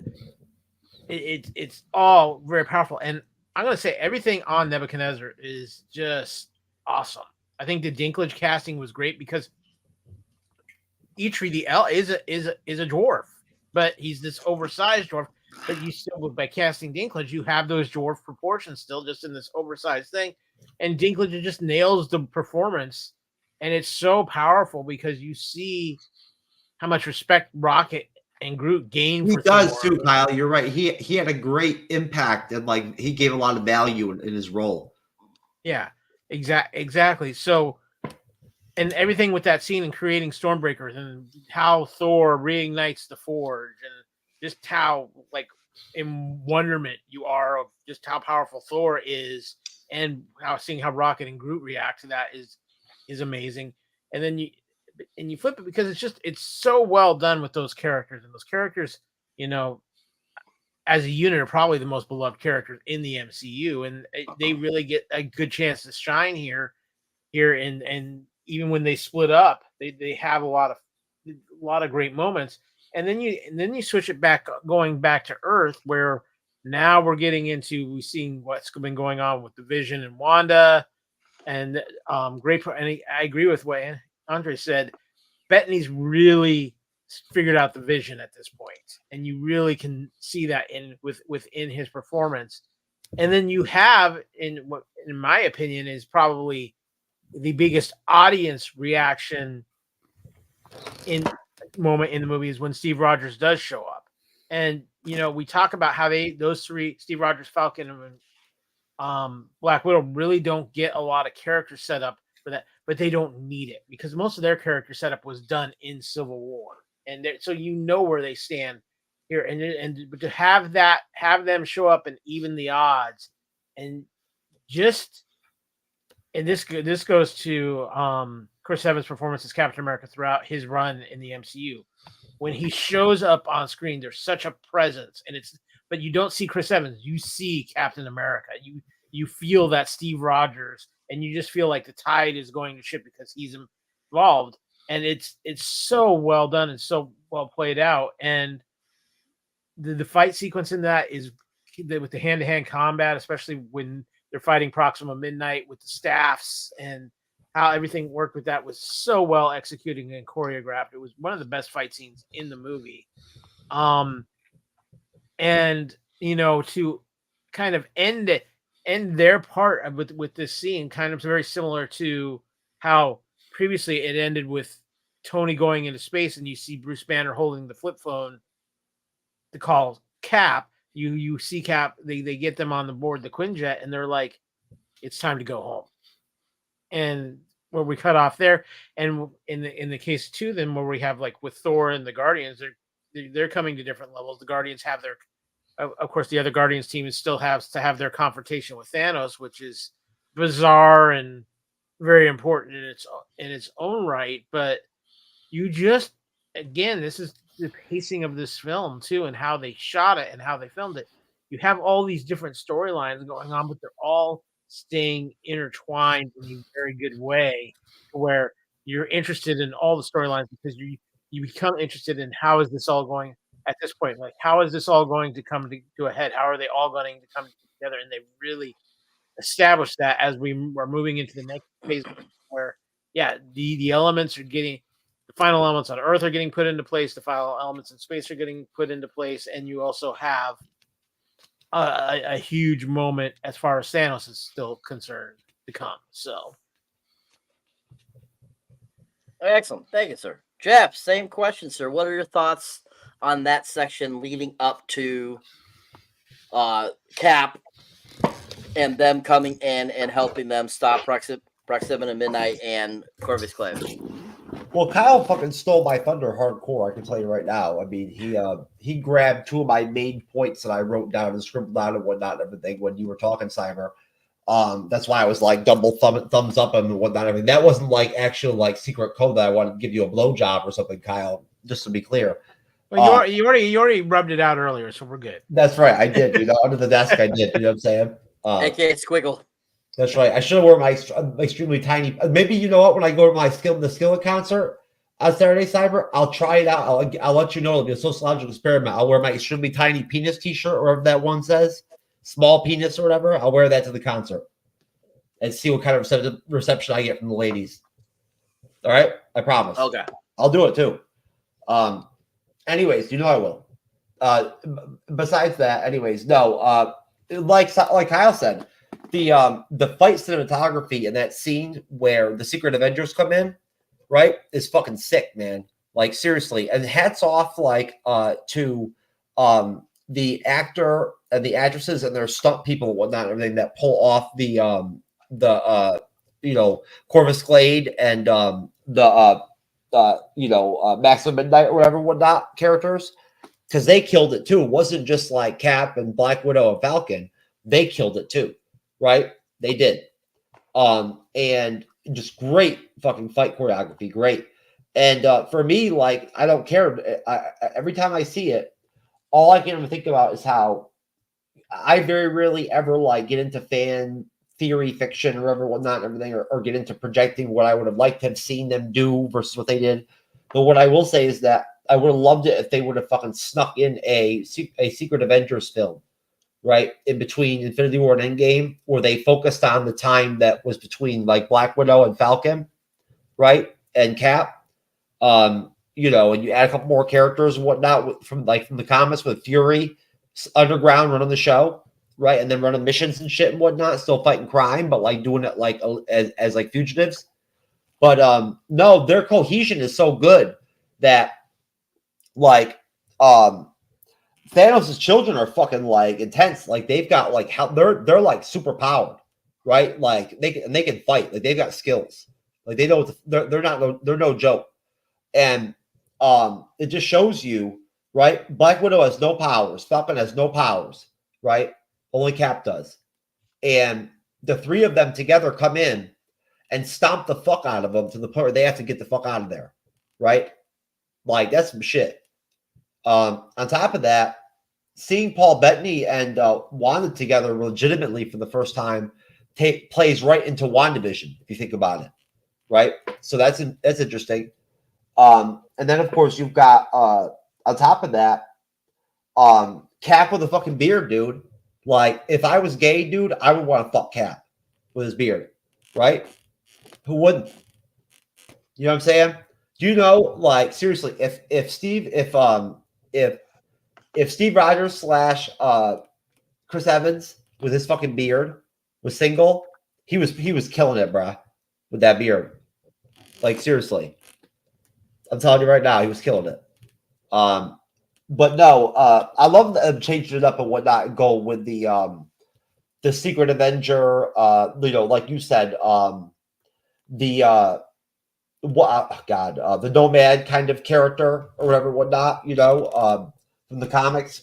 I like that they did that. I like that they went in that direction with the film. I didn't like the fucking shield deals, the gauntlet deals that he uses later, but I like the outfits he wears. The all black shit or whatever, whatnot, and everything is cool. And I like the technology that Thanos has, his ships and shit, and whatnot, that like his children use and whatnot and everything. I like them. I like how they're shaped. I like how they look, right? Their tech. It looks cool. And I also I guess what else did I have? Oh, so the Guardians entrance was great. You couldn't have planned a better entrance in the film, the Russo brothers, right? When they did it, just great, just great directing, great scene, and they brought a lot of humor to the film from jump, right? That like helped the film a lot. They really did. They carried it right over. Good for them. They really brought the hammer when it came to the humor, which added a lot to the film. It really lightened things up, and it made it easier for the different superheroes to coalesce together, where they were busting balls and shit and whatnot. It kind of helped, for them, to kind of flow, and even for the audience, it brought some fluidity to their relationships. I felt right, kind of humanized them a little bit. But besides that, I guess for the most part, we're not at Wakanda yet. Where we stop? We stopped at the end of the Cap and them coming and kicking the butt. Okay, yeah. Basically, at that point, I mean, I think that's pretty much it. Yeah, that's all I had. Other than the fact that I also love Mantis. Like I said, Mantis is awesome.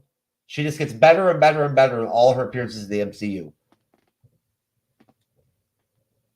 Agreed. All right. So to give people a break out there, we're going to show you the trailer to kind of get you re-excited for this.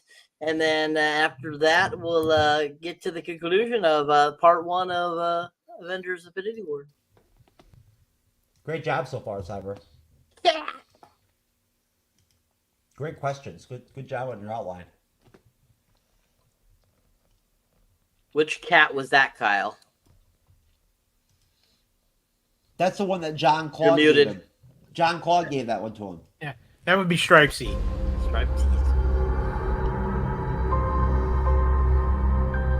The entire time I knew him, he only ever had one goal. To wipe out half the universe. If he gets all the Infinity Stones, he can do it with the snap of his fingers. Just like that. Tell me his name again. Thanos.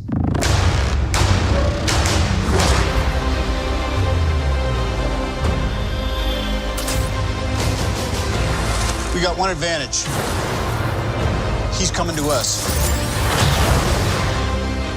We have what Thanos wants, so that's what we'll use.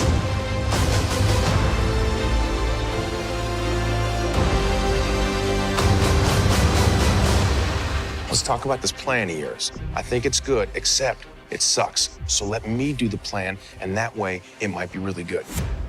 Wow.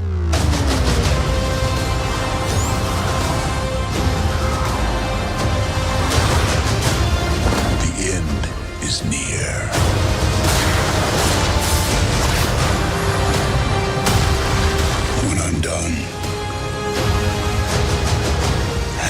humanity will still exist.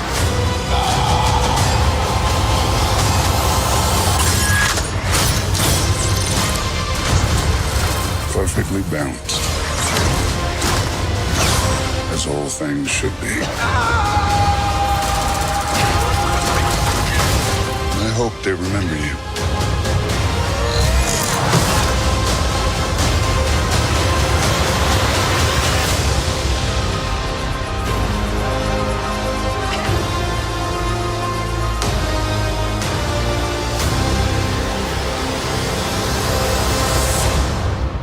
I'm Peter, by the way.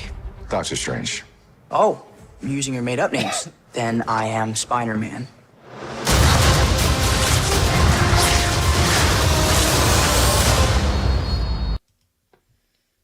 Big bang boom. Such a good trailer. It's still just as good as it was back in 2018. God damn. And I think one thing great about that trailer is how the beginning of it, you kind of think that Tony and Gamora are having a conversation there. I think that was really cool too. How they spliced that together, and just such a great trailer. Such a great trailer. I think one of the best MCU trailers I've seen. Very well done.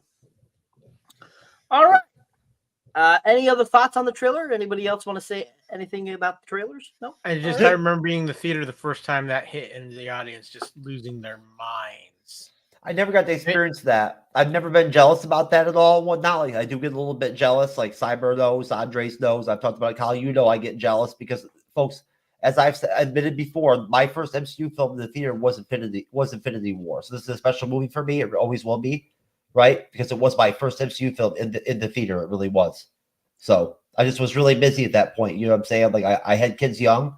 And I was working my ass off and raising my daughter, and then I had a son, and you know what I'm saying? And like that's all I did was raise kids and work. So I didn't have time to go to the movies. Yep. Shout out to Booze and Chill in the comments section. What's up, Raymond? Oh, but Cyber, this movie fucking kicked my ass in the movie theater, bro. It kicked my fucking ass. Yep. And like, and it was in a meetup group meeting, so there were people there who had never seen MCU films before at all. Like, not in theaters, but like in general, they got their asses kicked too. They were like fucking getting their asses kicked. Yep. So apparently, this trailer still gives Raymond funny feelings in his pants. Great to know, Raymond. Great to know. And what's going on, MC Bleeding Edge? What's going on, Raymond? Over in Booze and Chill. Welcome to the podcast.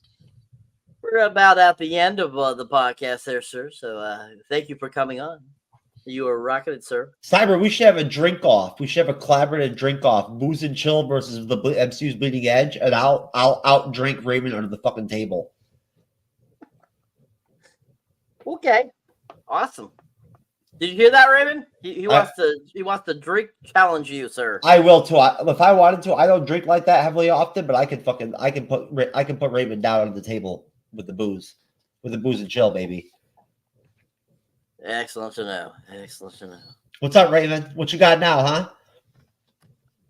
All right. So before I move on, I forgot to mention a couple key sequences a little bit. We did have a flashback of Gamora when she's a child, when Thanos has invaded her planet, and it kills half of the population on her planet and takes her when she's a child, which I thought was an interesting little sequence there. I thought that little girl playing younger Gamora did a really good job. She was really fantastic.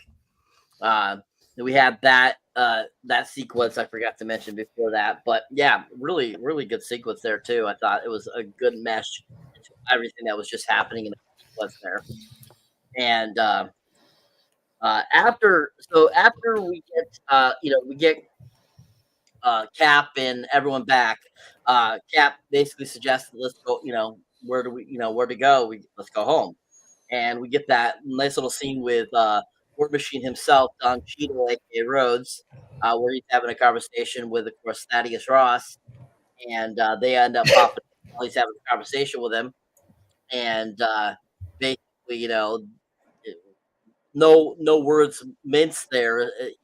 Captain's like, we're here to help because you've lost your defender. That's about it. Other than that, I will fight anybody I need to get to where I need to go, even if that means through you. And even Scarlett Johansson, aka Black Widow, it was even like basically kind of pointed in that direction as they came in, and basically Rhodes welcomes them back, and that's when they're reintroduced to Bruce, who has been gone since Avengers Age of Ultron. And basically, that's when they kind of fill in Bruce on the new Avengers, Spider-Man, Ant-Man, Hawkeye, what he's up to. And in that glimpse there, we get to find out that Clint and, Scott took plea deals because of the Accords. So that's why they're not in action in this movie, because they have a plea deal. And basically kind of filling him in to what he was not aware of. And so basically at this point, that's when Vision's kind of like, Wanda, you have kind of the same signature as the stone. You need to destroy it, even though it kills me.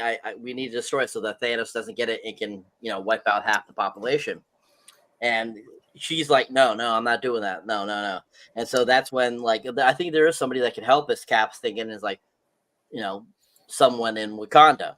And so that's when they end up going to Wakanda. And after that,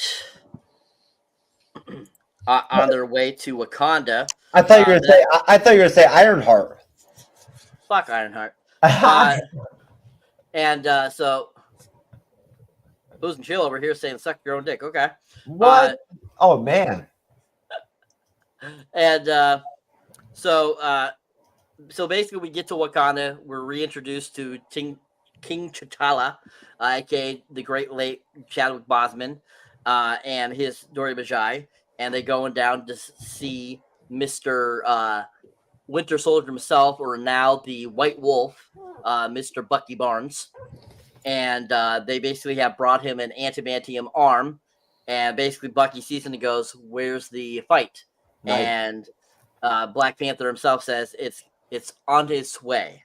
And basically we get kind of that great little little scene there. Then we go back to Ebon ship where Doctor Strange is surrounded by these little shard things. And basically Ebon walks over and says these were blah blah used for some reason. I forget exactly what he says, but he says these were used for something to get information out of somebody. And so he slowly starts shoving the shards into Doctor Strange to get the time stone for him. And after that, it kind of pops back to Iron Man, and we see Iron Man. And he's looking above, and he's looking down at what's going on with the Doctor Strange. And that's when the cloak pops up and taps him on the shoulder. He's like, and then he's like talking to the cloak for a second, and all of a sudden Spider-Man pops down. He's like, that makes two of us stowaways. He's like, no, you're not supposed to be here. No. And basically, Peter's like, yeah, it's not my fault. I tried to go home, but I'm like, I'm needed here. The suit's intuition told me to come here. It's like, it's if anything, it's kind of your fault. And Tony's kind of like, what? What'd you just say?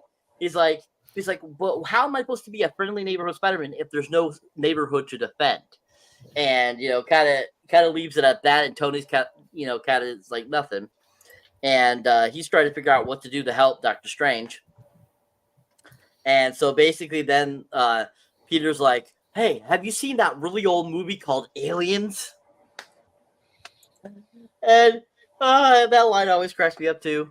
And he's like, then all of a sudden he goes back down to Ebon Maw and Doctor Strange, and he's still doing the thing to him. And all of a sudden Iron Man pops up. And Ebon Maw looks behind him. He's like, you are no match for me, type of deal. And we see him, he pulls like a couple things, like, I am superior to you. And then Tony's like, well, not necessarily. The kid's seen more movies to you. And he shoots a bomb at the hull, and it blows up a hole and pulls Ebon Maw and those items out into the space, and Doctor Strange starts getting pulled out there, and that's when Spider-Man goes into action, grabs him, pulls him back in. Uh-oh. Freeze frame. Iceman mode. Iceman mode. And and so pulls him back in and saves him. Excuse me. And pulls him back in. And then after he's back in, Tony seals up the hole. And then basically him and Doctor Strange start to have kind of like a conversation. And he's like, basically Doctor Strange keeps asking, are you able to travel this, fly this thing? And he's like, and Tony keeps like not saying anything. He's like, did you, can you turn us around, Tony? Can you take us back home? He's like, I heard you. And he's like, I don't know if we should go back home because this will take us to Thanos. And so basically, he explains to him, it's like, he's been stuck in my head since 2012. We need to do something about it. We got to stop him, et cetera, and stuff like that. And basically, Dr. Strange says, well, no matter what happens, I will always, if he kills you guys or for me to protect the stone, I'm going to protect the stone. And, basically they come kind of agreement, what they got to do. And at this point, that's kind of when, Doctor Strange just kind of introduced to Spider-Man. Oh, we lost him. That's okay. I'll step in. Blipped. We have a blip. He had to drop off at some point because when you freeze like that, whatnot, you either have to drop off or usually shit just drops on its own or whatever. But basically, I think that was basically right around where Cyber wanted to cut the movie off anyway. It was right around there. Was basically right there where we have like the first encounter between the Guardians and the contingent from the Avengers, Iron Man and Spider-Man, right? That team up with them, right? And that sort of like confrontation, which is very humorous and it's a good scene, like on the ship and whatnot and everything. And then I think right there's where we're going to stop because in part 2 we're going to start. That's where I'm going to go ahead and moderate and we're going to cover the dual battles, right? The battle on Thanos' former, home world and the battle on Wakanda. But guys, your final thoughts on the film. Take as much time as you want, and everything Cyber covered right there up until that point. Well, not everything. I'll start with you, Kyle, and have at it, brother. Yeah, the aspect of the film I love it when Cap takes his team back to the Avengers compound, and you walk in and there's Brody, and of course, rest in peace to the great William Hurt. He was wonderful as Thaddeus Ross. It's a crime that he's not getting to play him going forward. But that was just a classic moment where Cap just sets the line and sets them up to head to Wakanda. You've got the aspects of what's going on with the Guardians when they confront Thanos in nowhere and the ramifications of that. And of course, and I know you'll talk about it more in part 2, but the dramatic aspect of what Thanos has to do to get the Soul Stone. But yeah, no, I mean, everything, and then to have everything with Iron Man and Cap and Spider-Man and having that line of, remember that old movie Aliens?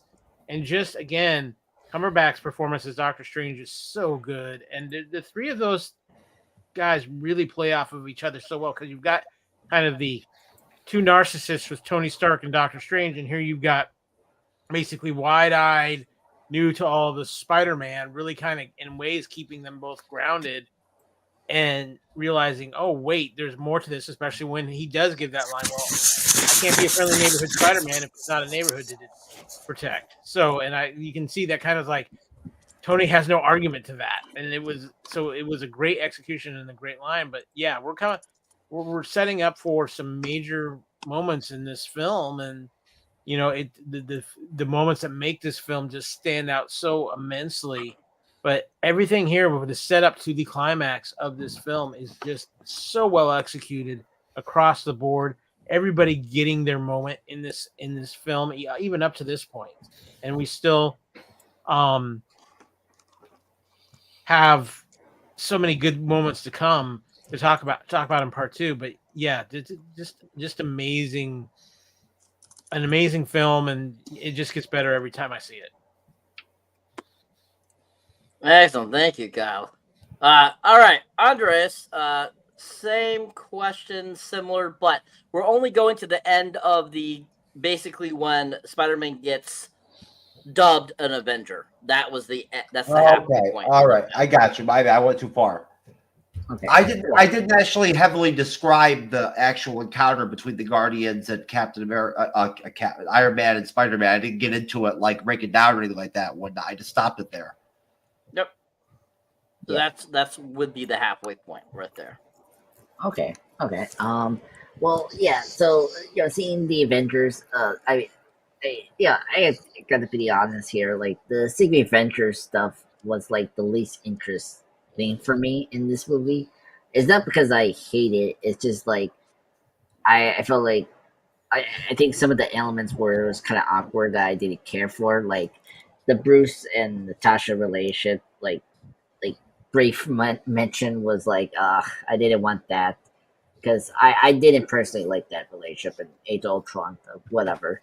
But I did Vision's discussion on how to destroy the Soul Stone and telling Wanda to she's the only one to do it.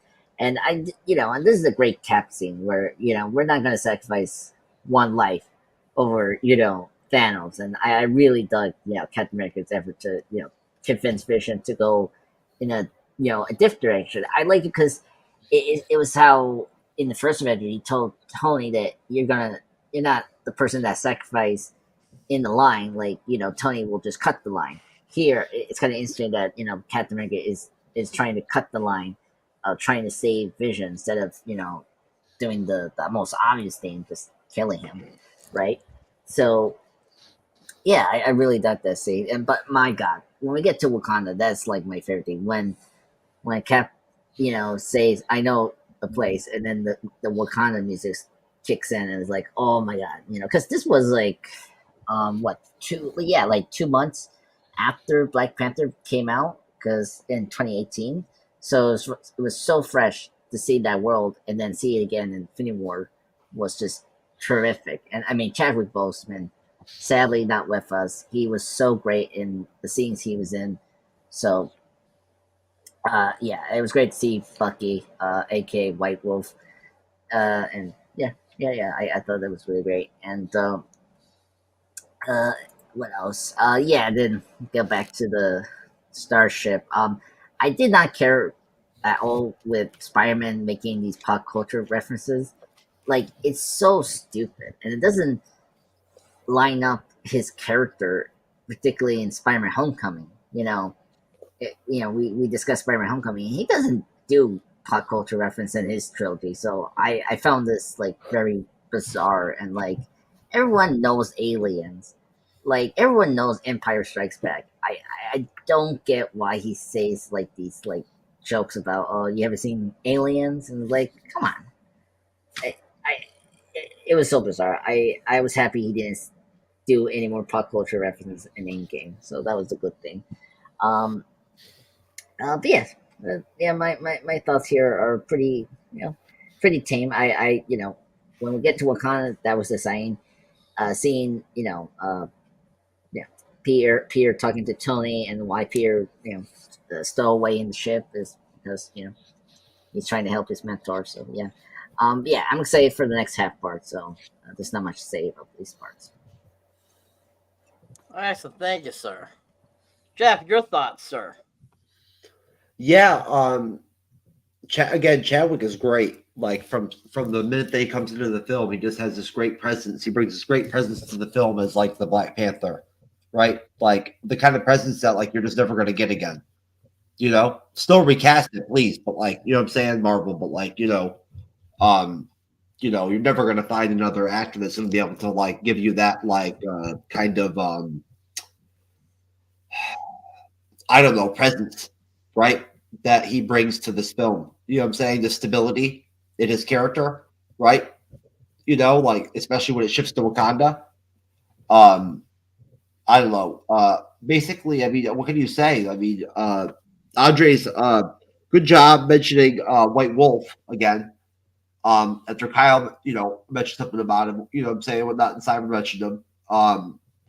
And I mean, honestly, I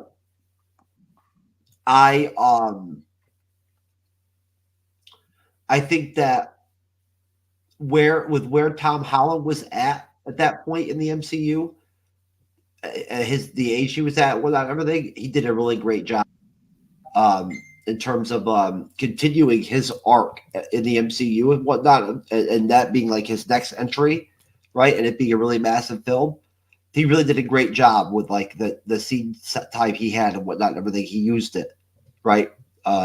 He did a good job, as Spider-Man. But I think that basically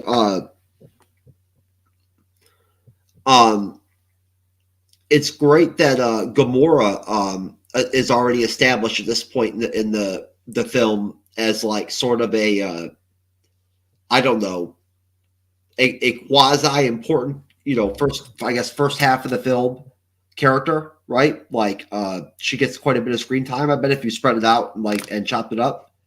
But overall, hey, you know what? It's this part of the film is like a build up, right? Until we get into we actually get the Battle of Wakanda and all that shit and whatnot, right? And we do get the Guardians to get coming together with Iron Man and with Spider-Man and all that shit and whatnot. We get them fighting Thanos and all that shit. I think that the Russo brothers did a great job, right? Like they really fucking killed it, man. You got to give them credit. They did Winter Soldier, Civil War, Infinity fucking War, and Endgame, bro. That's sick. You know what I'm saying? Like, talk about a legacy. Holy fuck. That's it right there. Enough said. Agreed. All right. So, basically, leaving it at that point there is where we are to be at the halfway point. And a last question for you guys before we roll out of here. Going off of the first half of the film, what would you give just the first half of the film as a rating? Not including the last part. What would you give just the half section of this film a rating 1 to 10? Starting with you, Kyle. It's a 10. I mean, it hits every note that it needs to. The great thing about this film is it caters to both people who followed the comics and understood what was going on, but it also catered to the people who only were following the movies and really giving an establishment of Thanos and what he represents and what he is as a threat to the MCU. And like I said, this film is, for the amount of people in it, is so perfectly balanced, even up to this point, of giving everybody a moment to shine. And that's saying a lot when you consider all the people that are in this film. Now, some people got more dialogue, more character moments. Some people just got that absolute perfect moment like Cap did when he shows up and he catches the spear being thrown at him. All of that. But yeah, the secret sauce that Marvel Studios had with the Russo brothers, Kevin Feige, everybody involved was in full force with this film. And really from minute one to up to this point and through the end, this film as a whole is probably the closest thing to Marvel making a perfect film. Thank you. Jeff, what would you give the first half of the film? I want to give the first half of the review. I want to give me versus Kyle as far as being on the show. Kyle gets a 10, and I get a fucking 4.5 because Kyle just he killed it on the panel on this show. Hats off to you, Kyle. Thank you, sir. You've been dropping bombs the whole review, dude. So you've just basically fucking handled your business the whole time. You just put the lotion down, Jeff. Just put the lotion down. Oh, stop. The lotion's in the bathroom, motherfucker. I'm not that lazy. I'm not that lazy, bro. Come on, bro. I like to keep my workspace clean. I don't keep lotion around here and shit and whatnot. I've got candles. You don't need any short circuits. I have candles behind there. I have a couple of big candles behind there and whatnot, everything, because I like to burn them and whatnot. I have incense too. You like the ambience of it all. I do. I like the smell of it and whatnot, and everything and all that. I do. While we live and all that, I like having them there and whatnot and all that. I do. I've always liked fragrances, and I like incense. I've always liked incense. But no, overall, it's a 10 out of 10. And it's just like Kyle said, the Russo brothers did such a great job taking the script and pacing it. It, like, you know what I'm saying, in this first part of the the film, taking all the characters and doing such a great job of divvying up the screen time and whatnot, everything, making the movie work, right? The story work, right? You know what I'm saying? Well, not everything, yet still intermingle all these characters for the first time in the MCU history. This many. You know what I'm saying? And they pulled it off, like, really well. That's like a big selling point for, like, the first part of the first half of the film. Is that chemistry that's right there almost right off the bat when you get, like, Thor with the Guardians, right? Which then leapfrogs into, Thor Love and Thunder, them with together then, you know what I'm saying, or whatever, whatnot. But basically, again, 10 out of 10. And just, I don't know, this is probably between Endgame and Infinity War. I think Infinity War is actually my favorite film out of the two. Excellent. Thank you, sir. Andres, your same question, sir. What would you rate the first half of the film? I'll give it a 9 out of 10. I think it's really good. Very Boo! strong. Boo! Yeah, boo! Yeah. Oh, please, grow up, sir. Anyway, it's 9 out of 10. I liked it. They're just certain things I disagree with what the directors do with the characters, or the jokes and all that. It's there, but overall, it's top notch. It's better than Age of Ultron's way of handling a lot of characters. So this was much better, which is great. We haven't discussed. I haven't discussed Gamora. Played by Zoe Saldana. Great performance for her. This is my personal favorite Gamora performance. Great job, Andres. That's really good job. Making. I'm really glad you brought that up before we wrap things up. I'm glad you mentioned that. Yeah, because I was very cold on Gamora. She was like my least favorite character out of the Guardians, which makes sense. I mean, because she was always the straight face of the group. But this movie made me really like her as Gamora. Like, I mean, her almost killing Thanos was like such a huge shock, and then her crying was like, oh my god, such a great performance. And I don't know. We got to the part where the Red Skull stuff and. No. Okay, that's next part. When we get to that, it's really great, and it was just shocked at what we did to her character, but it was really great. I think this movie, like, she's like the third major character that I like after Iron Man, Doctor Strange, and like she was like the MVP for this movie for me. But yeah, 9 out of 10. I love this movie. It's just if we include the last part, it could have been a 10 out of 10. But isn't. Let's give it a 9 out of 10. So it's good enough. Okay, we respect you, and we respect you on that time, Cop. All right, folks, that's it. That is the end of Cyber. Great job. That's the end of the first part. And I give it a 10 as well.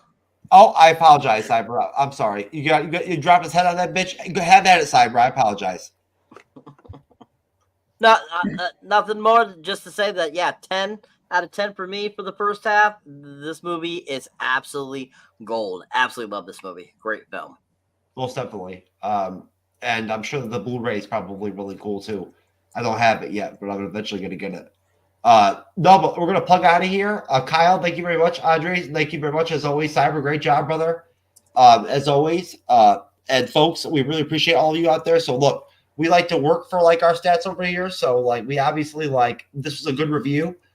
We hope you enjoyed it. And like, at that point, if you did, please help us get to 40,000 subscribers on our YouTube channel and follow us on our podcast. And I'm still slowly rebuilding and getting caught up inch by inch like a little turtle. Kyle, let's get you out of here first, brother. Kyle, great job last night, brother. And were you saying something on earlier in the show? You're coming back on to finish on, come back on and do part 2? I don't know if I'm not sure if I'll be able to make part 2, but I will be coming back on to help with some Endgame. That's right, the second part of Endgame. All right, well, here we go. Let me get you on with FPN. Well, there we go, brother. What do you want me to pull up FPN-wise? Yeah, well, here you've got up on our screen our wonderful YouTube channel where we post do all of our live shows and videos. Right now, what you can find on there, including our Time Warp show where we've been covering the movies of 1983.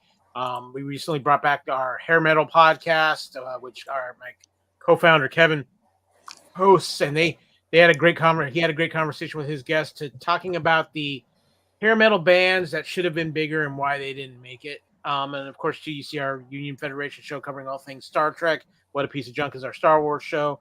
And of course, too, if you want to listen to any of our audio podcasts, you can go to our home at fpnet.podbean.com, or they're on all the major podcast catchers, iTunes, iHeartRadio, Spotify, any of them. Just look up the Fandom Podcast Network. There you go, folks. Support Kyle and support the FPN Podcast Network and the True Believers. They've always supported us. We've been collaborating with them for a long time, and we really appreciate them. Kyle, if you want to get out of here, brother, I know you're tired. You need to get some rest and get some sleep. Yeah, I've been up since 4 a.m. working on a server, but thank you guys for having me so much. Happy Thanksgiving to you guys. Happy Thanksgiving to all the True Believers listeners out there. Stay safe, and we will catch you next time I pop on. Thanks again, guys. Everybody take care. Happy Thanksgiving. Happy Thanksgiving. Happy Thanksgiving, Happy Kyle. Thanksgiving. Peace. Take care, guys. All right, let's go with Andres next. Here you go, Andres. All right. Hello, everyone. This is Andres, Pop Culture Guy. I'm up to 849 subscribers. Thank you, everyone, for this community. Bottom of my heart, thank you so much for supporting me. Help me and Cyber hit that benchmark towards the end of the year. So, so recently I just posted a Superman 2 retrospective review. Check that out. Today, I'm going to post a Hunger Games Catching Fire 10th Anniversary tribute. I love the Hunger Games movies, and the second one is the best movie out of the series. So you're going to see it a little bit. It should be on now if you go down. And then tomorrow, I don't know when I'm going to post, but we'll see if I have time. But yeah, besides that, more Doctor Who content for the 6th anniversary. And this Sunday, watch out with me and Jeff to do a live stream of the Addams Family. The first. And I'll be there. And I'll be there 100%, Andres. I'll be there. No worries. All right, and everyone, happy Thanksgiving. I can't believe it. We're gonna have Thanksgiving tomorrow, which is crazy. Time flies. So yeah, but thank you everyone for your honest and support of my channel, but also Cyber and the MC Bleeding Edge. There you go, Cyber. Thank you, sir. All right, so if you enjoy me as a moderator or as on here at all, definitely check out my solo content. You'll find me under Cyberneticshark on YouTube. Currently, still at 710 subscribers. I most recently dropped the Fall Guy trailer reaction up there for you guys to check out. I'll be having more stuff up pretty soon. Hunger Games review, stuff like that. -1 Godzilla trailer reactions up to as well. Check that out if you haven't. Looks like it's going to be a great Godzilla movie, direct from Toho. As you can see there, I went and saw the Hunger Games, Songbirds, The Ballad Snakes the other day. That was pretty good. If you haven't seen it, highly recommend check it out. Please Don't Destroy is a good one. It's on Peacock right now. Super funny from the guys that write for SNL right now. And definitely check out all the cool content I put up, guys. Thanks for all the new subscribers. Thanks for anyone that watches. You guys are rocking it. Let's get us to that 1,000 mark. Most definitely, folks. And we're going to get out of here. We love all of you. Happy Thanksgiving to everybody. Really, genuinely, we wish you all the best. Everyone be safe. Thank you very much for hopefully enjoying our review of the first half of Infinity War. One of the, on everybody's list, I think one of the top 3 MCU films of all time. We really appreciate all the support we get here at the MCU'S Bleeding Edge. Please support all the individual content of all the members of the squad and whatnot and everything. It's very important. And again, we love all of you. We'll see you the next show. We've got Event Horizon on Friday. That should be a really great review. I'm really looking forward to it. In fact, you know what? Just mentioning it right now actually kind of gets me a little bit stoked, to tell you the truth. That'll be fun. I'll be moderating that. Alan from Backlink Collective Podcast is going to come on, so it should be funny. Or maybe he'll get drunk. So, that's always interesting when that happens, right, Cyber? Yep. We need more people that just come on and get drunk. You know what I'm saying? Like, seriously. We're lacking in that area. As long as they're good drugs, not horrible drugs. No, not like that 3 Sheets guy that wanted to fight me and shit and whatnot. That was not cool. No. But anyways, folks, we'll talk to you later. We really appreciate y'all. Have a good night, good morning, good day, wherever you're at. For the MCU'S Bleeding Edge, we out. Peace, baby.